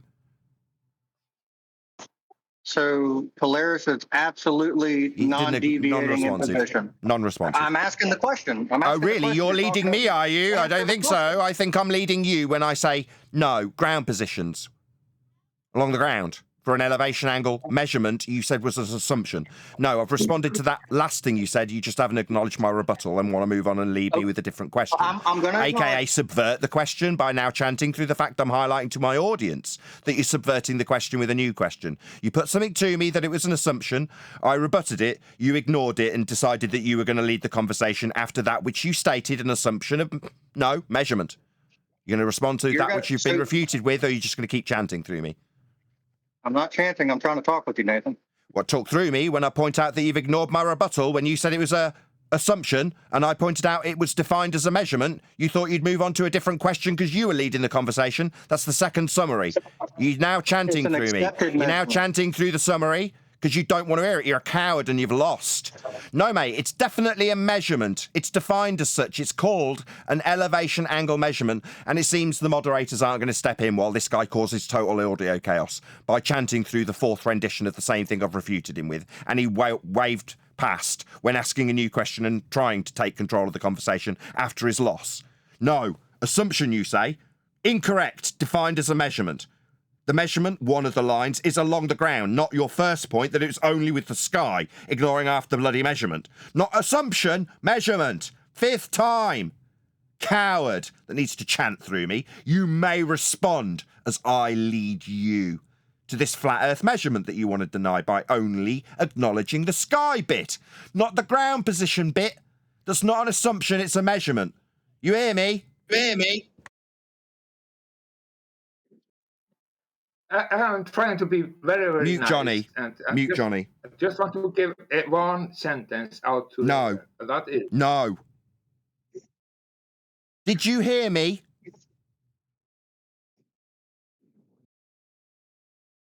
Clearly not. It's not an assumption, as you stated, and then walked past when I refuted it. It's a measurement. I'm trying to talk with Maybe you, if you talk when you've after left in a protracted silence and someone else has come to your rescue, that would be Johnny. Maybe as I'm reiterating the point that you left a protracted silence over, it'd be better to start talking immediately through me then. Because then what, you won't be closed in terms of my line for my audience? No, you're not chanting through me. My audience can hear me. What I'm telling them is that you're chanting through me so that you don't have to listen to the fact you've been refuted when you said it's an assumption.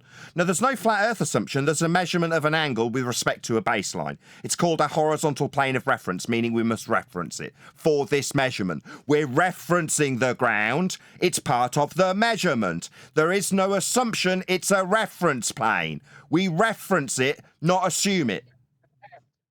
Okay, so we can navigate, correct? So you acknowledge that we are not assuming it, as you stated, and there is he responding immediately through the answer. You asked me something, I'm responding. There's him chanting instantly because he's in defeat. He knows he's lost. He knows he's screwed. He knows he tried to represent the argument as, oh, you're only measuring the sky to prove your flat earth measurement. Oh, it's not a measurement. It's an assumption for your measurement. Yeah, and then when I reiterate my win, he chants through me. Scummy, globe believers. It's the only way you can seem to get a win when I point out it's not an assumption. It's not just a measurement to the sky. It does very specifically include the word ground when making this measurement because we're measuring ground positions along a flat baseline that's a reference, horizontal in nature, aka a horizontal plane of reference for the angle measurement. Refuting is crap. Like stamping all over his stupid face with his stupid nonsense that I've refuted. I would expect somebody losing to me, the flat earther, to just chant straight through the middle of every single conclusion. All 7 of them. I will wait. Did you hear me? Flat earth required. That doesn't require any other person than the guy I was talking to actually answer me. Now I've actually got it through in clear airways without chanting through it 8 times. No, I had to mute him because he kept chanting through you and he dipped out again on the last one. So that's the 3rd time he's been in and dipped out and come back. So he'll be back. It's only a situation where upon losing, they will only tolerate continual audio chaos or leave. That is the only roads they're prepared to take. Oh, we got him back, so I'll take him off server mute and you can ask him the question. No worries. You appreciate that when taking horizontal planes of reference for an angle measurement that has GPs specifically in reference to that angle measurement, it is A, not just the sky, and B, not an assumption. It's a plane of reference, meaning we reference it in the measurement. On screen for my audience is this horizontal plane of reference, straight, not curved, to a GP in the diagram from this navigation manual. The GP is on the ground. Obviously, it's a ground position. Here's the second line the guy denied when he claimed it was just the sky. Nope. Here's the ground position on the ground, on the horizontal plane of reference, not assumed, measured, with this bloody demonstration of the measured angle. So I've refuted every single scrap of your garbage, mate. Do you understand? Do you claim a celestial sphere? Non-responsive. I know you don't have an answer for that. I'm just asking. Also non-responsive and ad hom. Fallacy use. So you don't understand plane of reference. My audience understands it's on screen for them. I've detailed it to you verbally. Ground positions, horizontal planes of reference to reference, not assumptions, not a single line to the sky. Do you understand I've refuted both of your 2 claims that I've took apart 9 times? But you're measuring Earth, so why are you looking up? Non-responsive. Okay, I guess you ain't got an answer for that again. No, you're non-responsive. So you're not understand responding to me pointing out that I've refuted that which you've claimed 10 times by pointing out A, not just the sky, your first gambit, and B, not an assumption of a flat ground, a measurement of an elevation angle with ground positions. Measured. That's 2 points you raised, I have refuted, and now you are chanting through. That's why you get muted by the operators, not because I'm unreasonable, because you can't tolerate being proven wrong when you dictate to me that it's an assumption, and you are wrong in that assumption when it's defined as a measurement, and I can show it in navigation angles with the words or letters GP, meaning ground position, on the ground for this process, you think's an assumption for one of the angle halves, not just the sky, that are measured, not assumed. I've refuted every bit of your crap 11 times. You think you need to ask me something because you're a coward who can't respond. Do you understand that's which I've responded to you 11 times with? Can you define chant for me, Nathan? Chant means talk through the top of somebody else so that you don't have to listen to what they're saying and respond to it, like you've just done with your non-responsive answer. You haven't acknowledged that I've refuted your 2 points about it just being the sky. No, it isn't. It's 2 lines. And not being an assumed anything when you're measuring an angle. That's 12 times. Did you want to give me a 5th non-responsive answer? Thank you for proving that chant can be silent. Non-responsive. Do you want a 12th rendition, coward? Yeah, I mean, you're saying measurement of Earth, but you're assuming by looking up, correct? But you're accepting the position. No, measuring, not assuming by looking up. No, we look through a tool that measures things. It's called a sextant in the example on screen for my audience. This is from a navigation manual. It's not just looking up. Yeah, your hand wave that I've responded to 12. This is chanting. This is what I define as chanting. This right now. This is chanting right now. This is what he's doing. He's chanting through me. As I point out that it's been 12 times I've refuted that first point and defined that it's his first point about just being the sky. That's 13 times I've overcome your argument, my friend. I think I said that horse. Maybe I want to. Why isn't Johnny on mute? Why isn't Johnny on mute as I bask in victory? Why isn't the silence being ringed out instead of Johnny's voice being through it? What's going on? No, mate, I've refuted you 13 times. You keep rinsing and repeating the same point by saying it's just the sky again, presumably because you chanted through the first 12 times I said it, so you didn't have to listen to it and then ask me what chanting was instead of responding. I pointed out that your response about what chanting is non-responsive to my point about it not being an angle to just the sky, or as you put it, just looking up. No, it's an angle measurement with a tool that measures things, and what you're measuring is a baseline, a horizontal plane of reference with ground positions on it. That's 14 times I've refuted your position, globe-believing Fundy. Is it not embarrassing? Maybe you'd like to run away again or go to a non sequitur so you can non-responsive your way away from this point I've refuted 14 times. Quit saying I'm running while your posse mutes me. What are you talking about? Non-responsive. Nathan, can I say something? I know you have no response for it, Nathan. That's the issue. Non-responsive and projection. Projecting a non-responsive answer onto me. Non-responsive and projection. So you can't accept my 14 renditions then. In conclusion, this man's a fundamentalist religious zealot who cannot in any way tolerate that which opposes his own belief. In his mind, he believes the ground is curving away at 80 miles squared. In terms of how it is measured flat, he cannot accept that. Doesn't matter what I show him. He'll ask me a non sequitur every time I put it to him. Doesn't matter if I put it 400 times. I've done it with people like conspiracy cats in excess of 100 times with different points that they fundamentally cannot accept and will chant their zealotry through the top of as many times as it comes their way. Earth is measured flat. This is taken from a navigation handbook. This is a demonstration of an angle with respect to a baseline with a ground position on it. Measured 15 times. He's gone. Took option 2. So when I was correctly identifying him as having an option to run away, he took that option.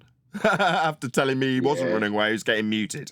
Now, people were stopping you chanting that which you asked to define in order to be non-responsive. Phrased it correctly that time.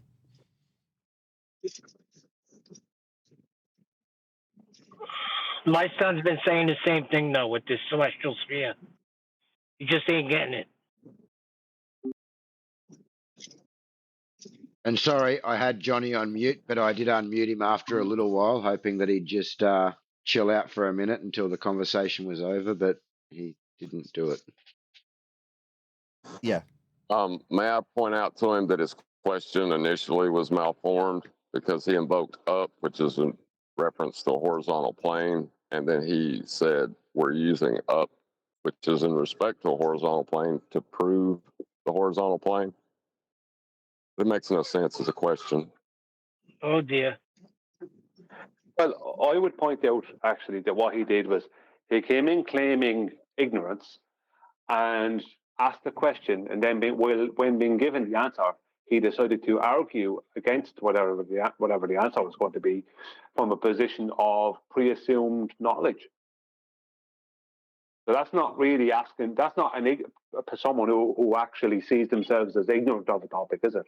I was just going to ask you then, how can that be ignorant? Sounds like he was a little bit deceptive there. Can you take Johnny off mute? I absolutely don't mind if he interrupts Brian and Neil. Now keep your trap shut. I'm sorry, Johnny. It's just I'd rather the silence rang out than your interruption in the middle of a stony silence after 14 attempts to get someone to concede something. You're taking it as an opportunity. Oh, there's a gap. No. Pay more attention, Johnny. No, I'm with you, but the monologue was too long and saying the same thing again and again and again. It's boring. Yeah. I'm seeking concession, Johnny. It's not me being. I was trying it's to not verbal give you... diarrhea. I'm not stuck in a loop. I'm asking my opponent to concede the point he's raised. He says assumed Earth flat. I say measured Earth flat, and give him an example.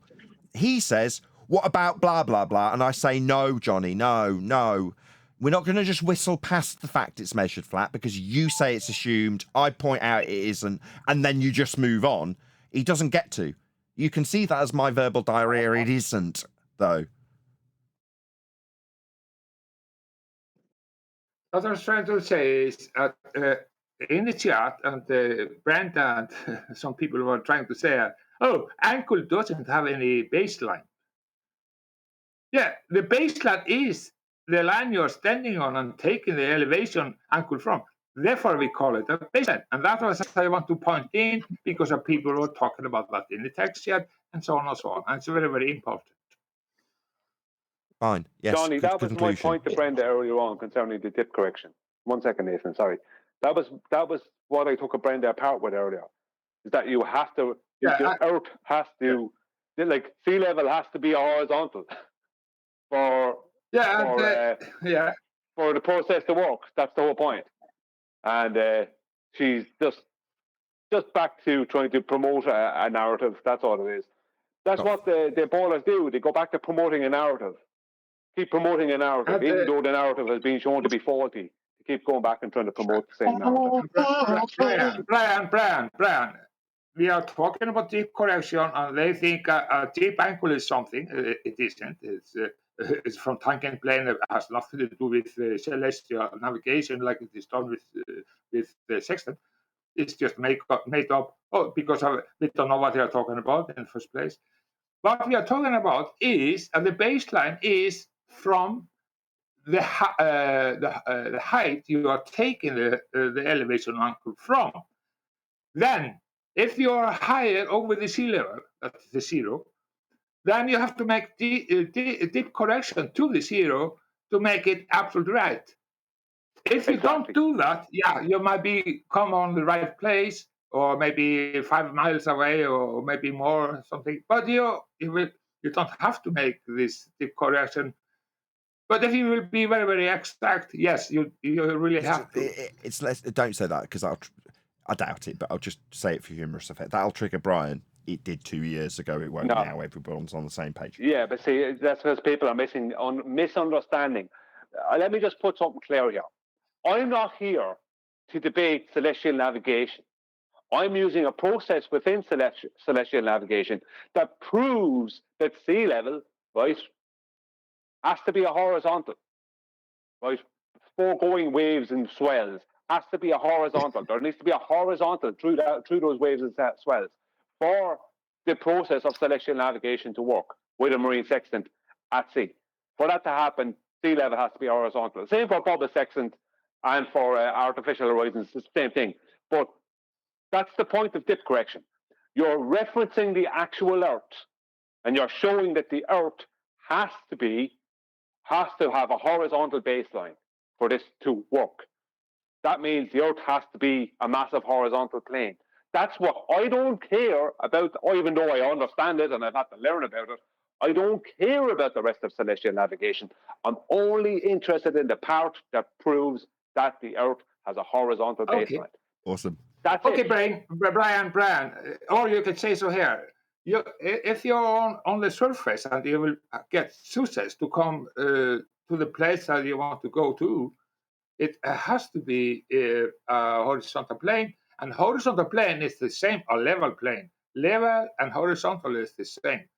You say, it can be level. No, it cannot be level if it is not horizontal.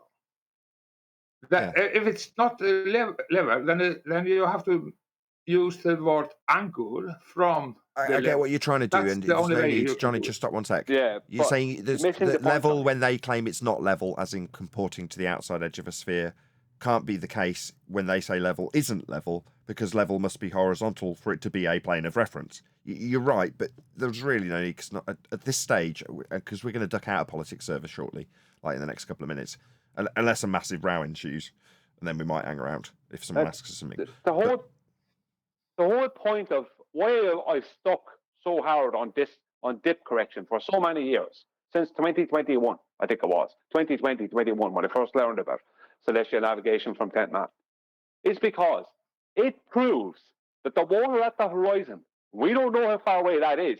Look at the Black Swan. Look at the 1 foot observation that BLMSB 69 made to an horizon 31 miles away, right, from 1 foot. You don't know how, I know because I've been out to sea myself, right, many times. You don't know how far away the horizon is at sea.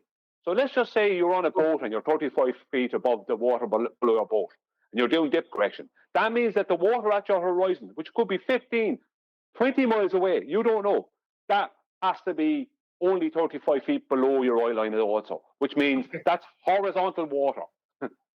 I have to complicate this, what globe. you're trying to say, Brian. You have to wait now. Just take it easy now. Well, I'm about to. Well, before you do, Johnny, I've just literally announced that I'm going to duck out of this server so we don't overtax the moderation team, and they're still, keen to have us back next week. So can you keep it to under a minute? Yes. That is, you said that you didn't know how far it is. Yes, you know it is so far at this meeting. The GP in the straight line that you take the elevation. I'm talking about that. You might not know how far it is, but you are making this instrument. Therefore, you need the table. You need all of this math. You need the map of the almanac that you have all the information, and the almanac has the tables and position of the star over the time. Therefore, you have to mark the time also. Everything has to work together. You have to do it right, and that's the answer. And I'm trying to be very, very short. So okay, perfect. There you have it. Well, with that, I want to say a massive thank you first and foremost to the Politics Discord server for hosting us today. So thank you very much to all of you, especially the moderators. And no problem. Thank you. We'll see you next week if that's good by you. Yep, no problems. I won't be in next week, but the other mods and everyone will be in here. It's my son and daughter's birthdays, so I've got to have a dinner. It's fortunately, because it's a good server, it's not all on your shoulders, it seems. You've got a good team of moderators. You're just one of them. I don't want to decry you by saying that, but you know what I'm getting at. No, 100%. We've got a great team of moderators in here. We've got Critton here, who's been helping out as well tonight. We've got Mr. Amish. Old Hoss is also. Yeah, Quad. Yeah, I gotta agree. You did great with Rob Noxious. I hope that wasn't a backhanded slight. Anyway, thank you guys. We will see you next week. No worries. Thank you, Nathan. I'm only joking, AJ. I've already cut them off. For us, the conversation will continue. So I may join the FED server. What do you reckon? Sure, yeah.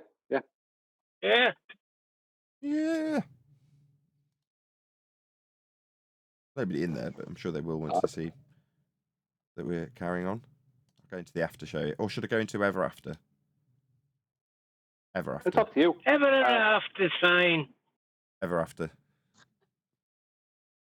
I think we should try to use the horizontal plane of reference to debunk the horizontal plane of reference. Seems that's to be the way the to trend. do it. Yep. I think we should figure out mathematically how the Earth gets in its own way. If I use a horizontal plane of reference, I can show how not flat Earth is. Yeah, if I claim the celestial dome, that will definitely help me.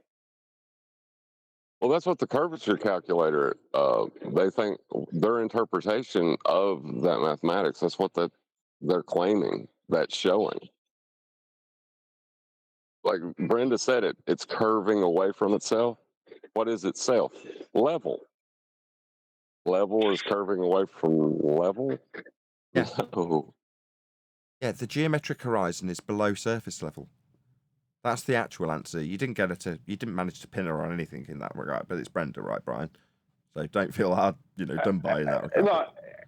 No, what I was looking to do was actually get her, and I was going to take a different direction with it, except for the whole thing got stopped by whoever came in. What I was looking for her is to claim refracted blockage. That's what I was looking for. I wasn't taking refracted blockage. That's what I was looking for. Yeah, I knew you were going for that.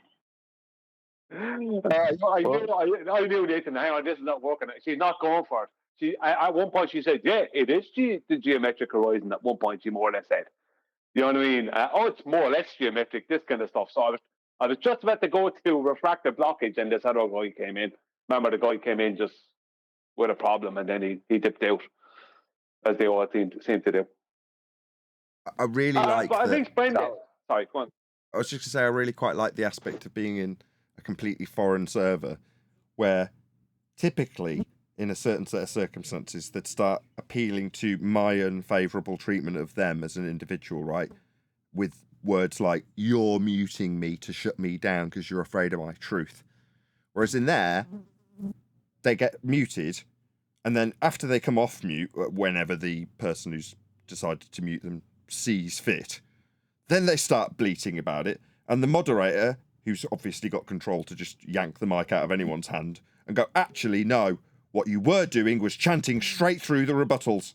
And you're like, oh, this just makes me feel so much more relaxed in this chair, you know, because sometimes when they appeal to that, yeah, I can overcome it, but it's dealt with so much more quicker by a third party that's not running the server, that is running the server and not me, sorry. I like politics. When you're in your own channel, you're having to moderate your own debate. I guess debate is the only word for it, because, I mean, there's never a valid point brought up against it, you know. But you're having to be the moderator and the debater when you're on your channel in your show. You know what I mean? Yeah, and it's been used as an angle against me for such a long time now that I'm more than happy to go into politics, see the same thing, exactly the same thing, unfold in terms of their behaviour towards us. They are petrified of us. Yeah, they won't come off mute, and when they do, they want to just talk, ask you a question, you go to answer, especially with you, Nathan, more than anyone else, but you go to answer, then they talk straight through your answer, and then they dip out. That's not the sign of someone who's courageous or feels confident in their argument.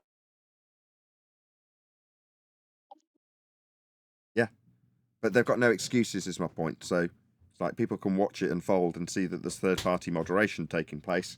They're not going to suddenly level anything at my door. So therefore, what can they assess? Well, the argument. I say my door. It's really our door. You know, your door, Brian, when you're having the same benefit of being in a third-party server.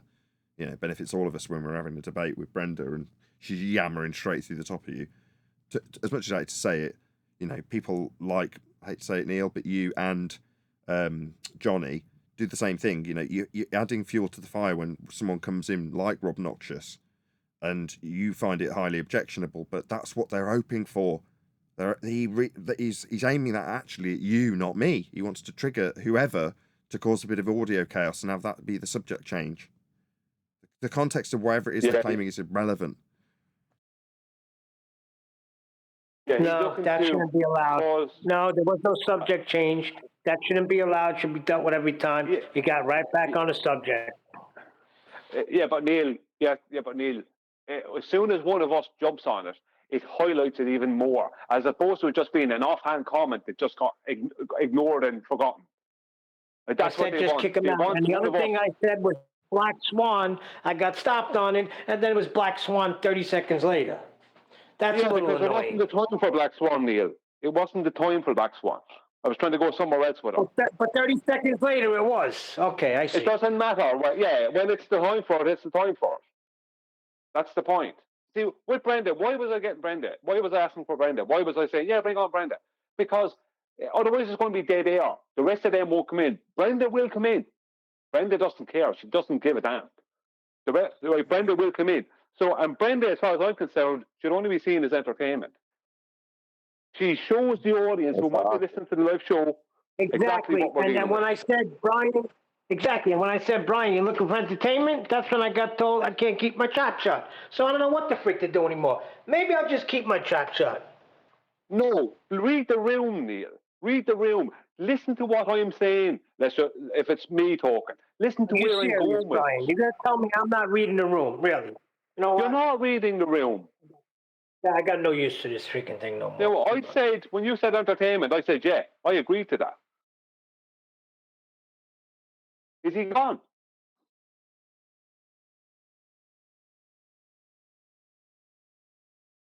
That really annoys me when he does that.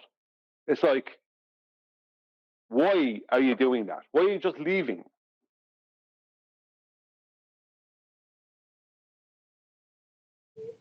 Usually when Neil says something, most people are thinking what he says out loud. I know it's disruptive when you're trying to get a point across, but usually it's most people could agree to what he's saying. Listen, if I could have caught Rob Noxious up by the throat at that point, I would have. He instantly infuriated me. But I know to shut up because that's what he wants. Exactly. But Neil doesn't seem to know. Has Neil got the ump and disappeared? Yeah, he's at that disappearing because I told him he needs to learn to read the room.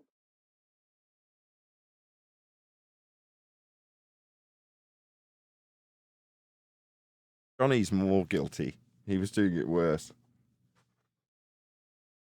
Johnny doesn't give a shit. That's the problem with Johnny. Johnny is a drunk. I like Johnny, but he's a drunk. Neil's the opposite end of the scale.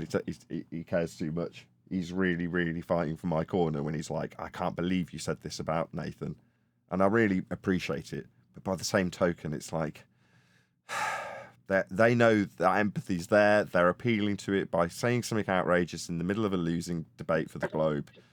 Neil's latched onto it. You've told him to read the room and he's took the ump. Because he's like, you don't see my motivation. You don't see the greater good. You don't see that I'm defending your honour.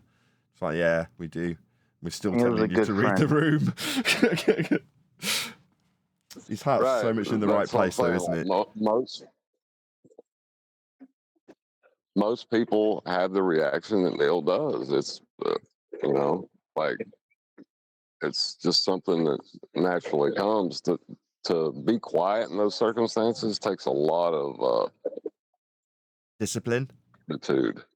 Discipline, yes. Yeah. I'm not going to lie, it's hard to stay quiet sometimes when I hear someone like Rob Noxious coming in shouting something like that. But I know that latching onto it is only going to highlight it more and more. And it takes away from whatever conversation is happening at that point. So I don't do it. Even, like most of the time. I'm sure I will the odd time, because I can't say I could never, because I'm sure I will the odd time. But in general, I don't do that. And the reason I don't is for the reason I just gave. And we all know that reason, but Neil wants to latch onto it. No, I'd like to ascribe that to. So, in previous encounters with Rob Noxious, we've made the comparison, you and I, and had a little chuckle about them putting on the furry costume of Flat Earth, trying it on for a bit, and you and I had a little snigger, yeah. right? Well, if you now put yourself empathically in Rob Noxious's shoes, what are we doing to him? We're holding up a massive mirror. Can I have a look? How's it look? How's it looking? And then laughing at him, and he's furious. Yeah, see, I know one of the reasons, especially I knew it was Rob Noxious immediately because I recognised his voice. I knew when I heard him coming in saying that, I knew that you knew where that was coming from. And I'm sure you knew that I would have known. And I'm sure John, everyone else, but Neil, I don't think was spotting where that's coming from. That's coming from Rob Noxious. But when I hear that, when I hear something like that, that means they have absolutely lost. And instead of getting triggered and angry about it, even though it does annoy me, when he comes in, like saying what he said, bringing up your family and your life with them, that instantly annoys me. But what I take from that is the knowledge that he is my enemy, and that's all he's got left. That means he's lost totally.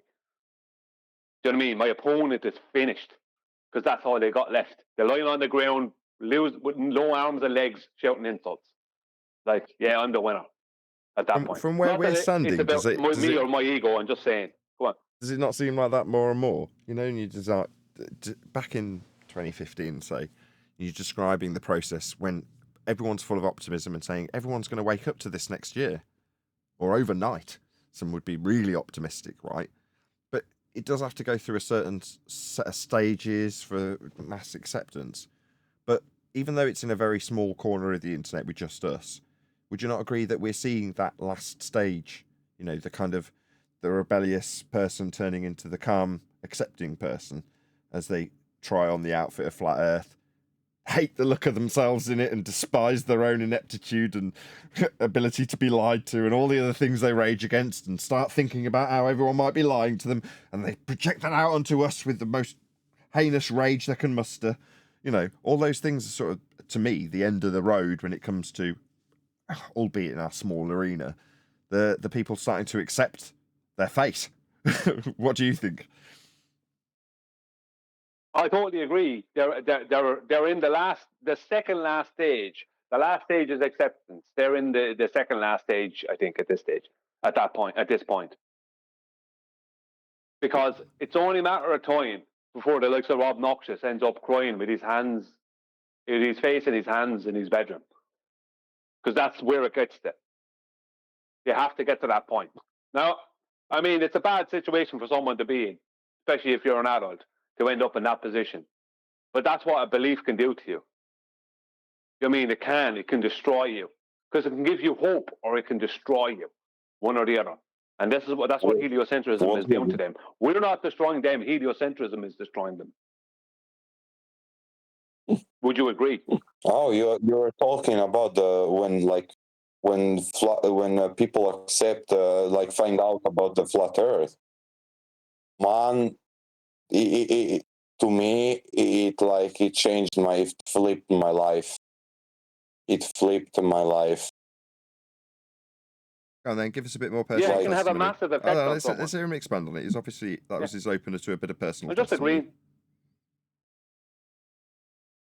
Go on then, tell us all about it. I'm sure you want to expand on that, right? Well, if you really want to hear the story, the whole backstory, it starts with me being a globe earther. I was passionate about space, NASA. I used to I loved NASA. I wanted to become an astronaut. I was willing to study my whole life to become an engineer, space engineer. And you see, because I loved engineering and I also loved space, this thing called space, planets, whatever, So basically, my life goes on and on and on. And I just started, I studied enough of, I was always interested into these things like space. And I had books and books, which I read a lot of times. Anyways, back forward, a few years, there comes, I was basically hanging around in a voice chat on Telegram, right? And this flat earther comes with flat earth arguments, and I'm like, no, yo, let me debate. I want to debate him. Yes, I want to destroy his argument. Because you see, I when I learned about flat earthers, I was I was mocking them. I literally used to mock flat earth. How can somebody believe in the earth to be a flat when we all know it's a globe? Those kinds of people I used to be. And anyways, so basically life goes it goes on for 3 days. I was 3 days in a debate room, properly working on debating him. And I used to relearn everything, literally take old books out. And I started to I wanted to destroy him. Day comes when we have the actual debate, and I lost. I lost, and basically, when I lost this debate, and I went after it, after a few days, I just went to another country, and I flew with an airplane. So I just checked, you see, and I was also working as a fisherman. So I made the experiment, with the radar. I couldn't see ships over the horizon, they disappeared. And I thought, okay, this is because of the curvature. I'm told that this is because of the curvature, right? So anyways, I see them on the radar and I'm like, okay, this is kind of odd because odd and not odd, but still I see them on radar. Then I take out a telescope. I took out a telescope and I looked at the ship in that direction. I found the ship. The whole ship I was able to see from the bottom to the top. And I'm like, okay, this flat earther might be right. He mentioned me this because of the flat and proved me this because of the flat earth. And I was getting really nervous because in those days I was really nervous. I was scared of being flat. I was scared that the earth could actually be flat. And I was trying to convince myself with any knowledge which I had and any knowledge which I could acquire that the earth was not flat. But when I realized it, man, it was like a brick wall. It was like a castle worth of walls falling on top of me.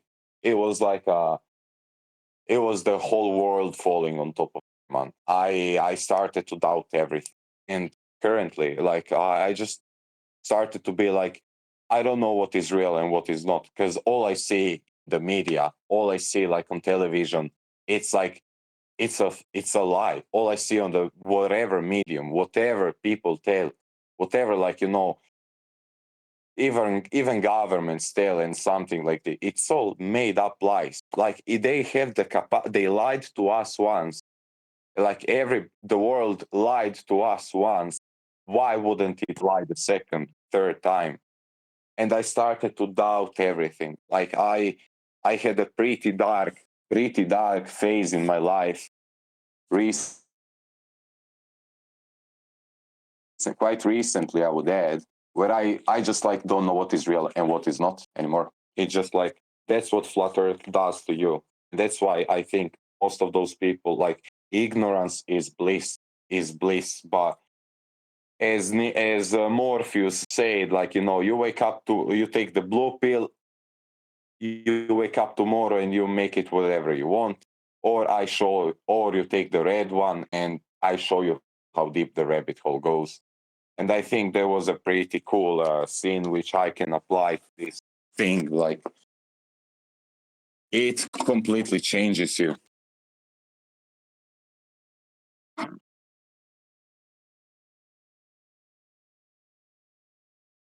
I'm seeing comments mentioning me. I'm glad you're here. Yeah, thanks. Oh, yo. Well put, very honest, relate to a lot of it, but glad you're here. Yo, God bless you, brother. God bless you, brother. Thank you, man. I love you, brother. I love you all, to be honest. Love you all, brothers. Like, thank you. And I'm really sorry that I used to mock you guys. I used to mock you guys. I used to mock you. And like, I thought of flat earthers as those stupid people, brothers, like, you see. And I'm so sorry. I'm so sorry for every flat earther that I mocked in my test. Oh, I wouldn't worry about it. We've got thick skins. What was that just saying about an airplane flying from one country to another? What was that? Did you check for curvature with the airplane at the time? Oh, yo. Yeah, the thing is, I pulled out my ID card as soon as I boarded, like, when I was like basically mid-flight somewhere, like, you see, and basically, like, I pulled out my ID card and I placed it like aligning it like flatly on the how to say, like, the window. And like, I saw no detection. Like, I thought that, okay, the ship accident could be explained, but this thing that I can literally see no bending, nothing, like no curvature. I'm not telling you about 1 meter. Then okay, it should be too big, but I'm telling you about not even a millimeter. And like, I never felt, because I felt when we went up and when we went down, like my stomach had that feeling. When I was on an airplane, I had no feeling of that in middle of the flight. And I was like, and I was wondering, like, how can it be this thing? Because, like, look, I'm going to open up my camera. If you can see, hold on. No, I don't think. I can. That's me. We Basically, won't be able to like, see it in this G plus. That's Only Discord could see it. Only the yeah, man. Like, anyways, like, if we go around the globe, hold on. If we go around the globe, let's say, like, the globe has fallen. But anyway, yeah, like, if we go around the globe, one country to another, like, how can it be that the airplane only flies like this? So it should go to space, like it should go to space, an airplane. That's why I was wondering, what the fuck? They like, how can it be? How can it be? How can it be? Then I actually got to know more flat earthers in real life, and they all explained me this very, very scientifically, better than NASA could. Better than NASA could. That's how they explain. Flat earthers. When I see back at myself, like, I believed in the globe. Why? Because NASA told me. And all of those pictures that I used to so much love, they are all cartoonates. They are all fake, like graphic designs and something. Composite. Like, how? Like, well, the airplane itself, right? For an airplane to fly, it requires lift. Lift opposes weight. Yeah. Thrust opposes drag.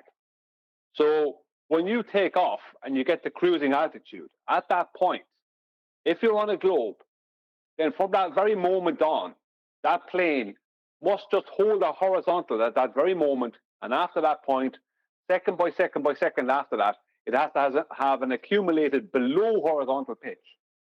But not only would that be noticed, not only would everyone have to be consistently strapped in to their seats with seatbelts on. There'd be no cart service. There'd be no stewardesses going up and down the aisles. In reality, to generate adequate lift to overcome the weight of the plane, they must have an above horizontal pitch, and the amount of above horizontal pitch is determined by their airspeed and their altitude, whatever altitude they want to hold. But the pitch has to be above horizontal for them to fly horizontally. It means that for them to fly, they require the lift. They require the lift effect to happen. And for that to happen, it means they can only fly horizontally. Now, you can do the acrobatics with a fighter jet and stuff like that. But if you're talking about flying any distance from point A to point B, then you have to fly in a horizontal line. So it's impossible for airplanes to work over a curved surface, a consistently curved surface of a globe, because they won't have any lift.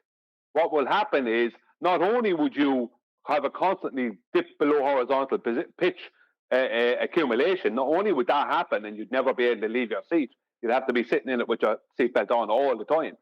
But the plane won't be able to fly. Yeah, exactly. It would lose lift. Eventually, you crash into the ground. Yeah. The lift would eventually wouldn't have enough lift to keep itself in the air, and it would crash. Yeah, and funnily enough, when I was a kid, I designed a rocket with, according to this, this basically policy, basically. I designed a rocket. I wanted to give it to NASA, and I made a project. It was just the start. Like my concept, the concept of it, like of an airplane, basically a fuel-powered, jet-powered airplane, which could lead people to space. It would be much more practical than have, let's say, a rocket and having it to rebuild using millions of dollars a year. An airplane, like a plane, a strong plane, like a shuttle, basically, which had to be landed, and basically, you see, like, it's just, shot into it just like it takes off like an airplane, and basically like it just shoots itself into space. And I thought, why don't they do this? Like, and then when ironically, when I realized it with Flat Earth, I was like, I was wasting my time. I was wasting my time when I was a kid. But look, that's like, man, it hurt me to realize it. It hurt me that like this globe was sorry, man. No, I just going to say to you, John, I'll just say something quick, John, if you come in there. I don't understand. When I say I don't understand, I try to empathize with people in your position who really loved NASA and all the other things. And so to step away from that or to accept that that's not true must be very, very difficult. Yeah. For me, I didn't have any of that. I was very lucky. I had none of that. When it got to that point, when I found out in 2015 it was flat, within 10 seconds is all it took me. Due to previous experiences in my life, within 10 seconds, it was 8 seconds actually, I knew it was flat and I started laughing. I laughed out loud because so many things that didn't make sense to me that I didn't understand why they didn't make sense suddenly made sense. It all made sense all of a sudden within 8 seconds. So for me, I laughed out loud and I didn't have that same holding on to, or I didn't have the same interest in NASA and all that. I had no interest or trust in NASA before that point. I'd lost trust in NASA, pseudoscience, all these things. I'd lost all trust in all them years beforehand, the media. So when it got to that point, I was very lucky. I didn't have all those things still holding me back or whatever. But for someone who's had those things and was very invested in NASA and things like that and space stuff, when it gets to that point, it must be much, much more difficult to let go. Yeah. It must be. Because for me, it was a happy moment. But and Nathan says something similar himself. But for other people, it can be a very unhappy moment. Thank you for listening. It made me, it made me physically sick. Yeah, you said that, John. Yeah, I understand the pain part of it because it was something that you had put so much time into thinking about, you know, the future, interstellar travel, you know, there was all these things and yeah, they just took it away. To me, it was more like not a confirmation, but like everything that I was wondering, like the things that didn't make sense. It was like a moment for me for like, aha, now, okay, like me. Yep, it was like, aha, all right, I'm not crazy. There's one thing I will say. I don't care how big of a troll someone is or how bad they get. As soon as any baller genuinely switches over, genuinely, as far as I'm concerned, it's all water underneath the bridge. I normally never like that. Normally I hold things against people who do me wrong. But when it comes to this, I just don't. Matter who, I don't care who it is, if Brenda, anyone, not that I take Brenda too serious, but if Brenda, anyone, real, if anyone, if any of them, even Mac Toon, if he became a flat earther tomorrow, even though I don't like Mac Toon, if he became a flat earther tomorrow, I'd let go all these tactics and these nonsense. Craig, anyone, just, that's fine, it's done. You know what I mean? Because it was all coming from, I have to start with a fresh slate with that person then, because that was all coming from a position of not wanting to let go, not wanting to accept. And, you know, I can't hold that against someone.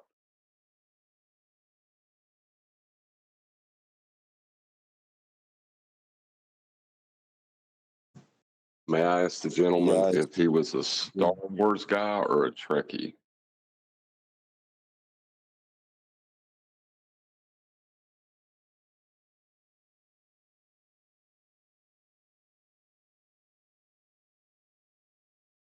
I don't know if he knows you're talking to him, John. Was that question addressed to me? No, it was to the gentleman who was talking about how it made him feel sick and it hurt him. I was asking if he was a Star Wars fan or a Trekkie. It hurt, man. Really hurt. It really hurt. It ripped me apart, man. A part of me died.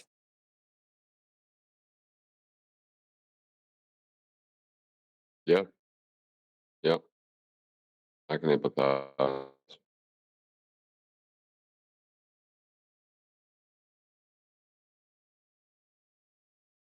It's going to sound really bad me saying this, but it was the opposite for me.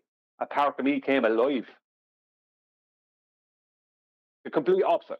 I had the complete opposite experience from this gentleman. It was like I suddenly was alive. Pretty much my exact sentiments.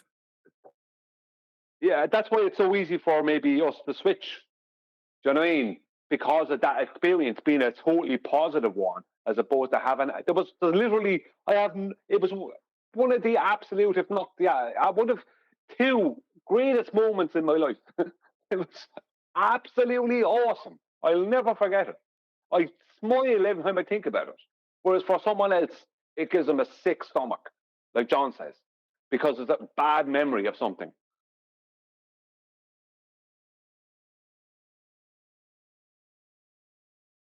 Well, yeah. You spend so much time arguing against something, you don't want to admit you're wrong. Plus all the other implications of admitting you're wrong, what you'll have to think about now. None of that's easy.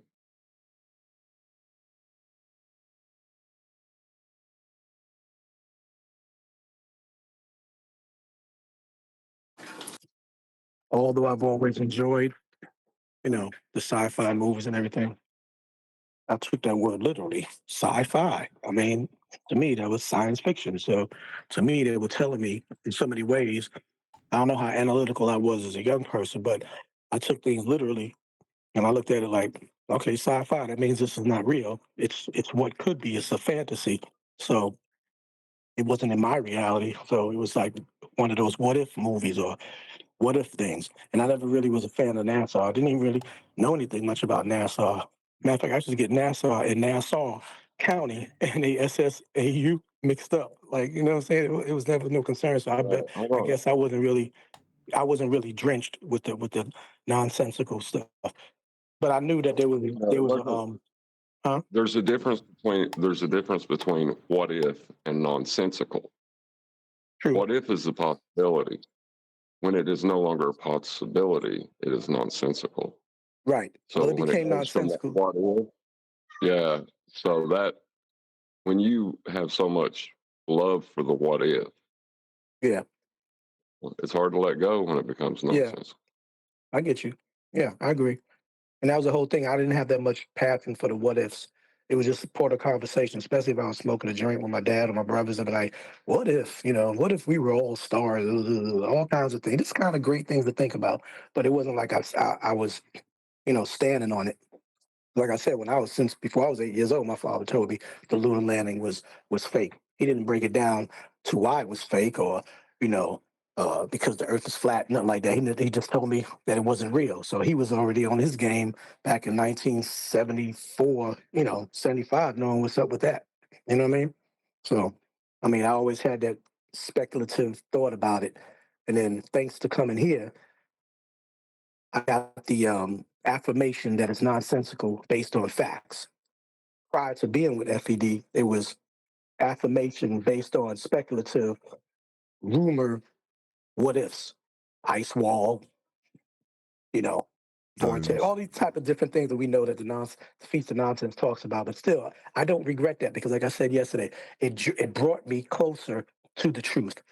And by just looking further for the truth, I landed here, and now I got things that I can throw up that I've learned from you guys that makes people just be like, well, it's not really important. Does it really matter? Who cares? Does it pay my bills? They got to give up on it. They concede with arrogance, because they can't dispute or refute what I'm saying to them. That makes their belief nonsensical. Right. On that note, I'm going to say a huge, massive, enormous thank you again to Politics, although we're in our own server now, and my G Plus panel for making today's after show possible. And of course, a massive thank you to all of you in Nathan Oakley 1980 or Nathan Oakley premiering streams, hopefully smashing the super chat, liking, commenting, sharing, subscribing, joining as a member, and all that good stuff. I've been Nathan Oakley, and I will see you all in the next video.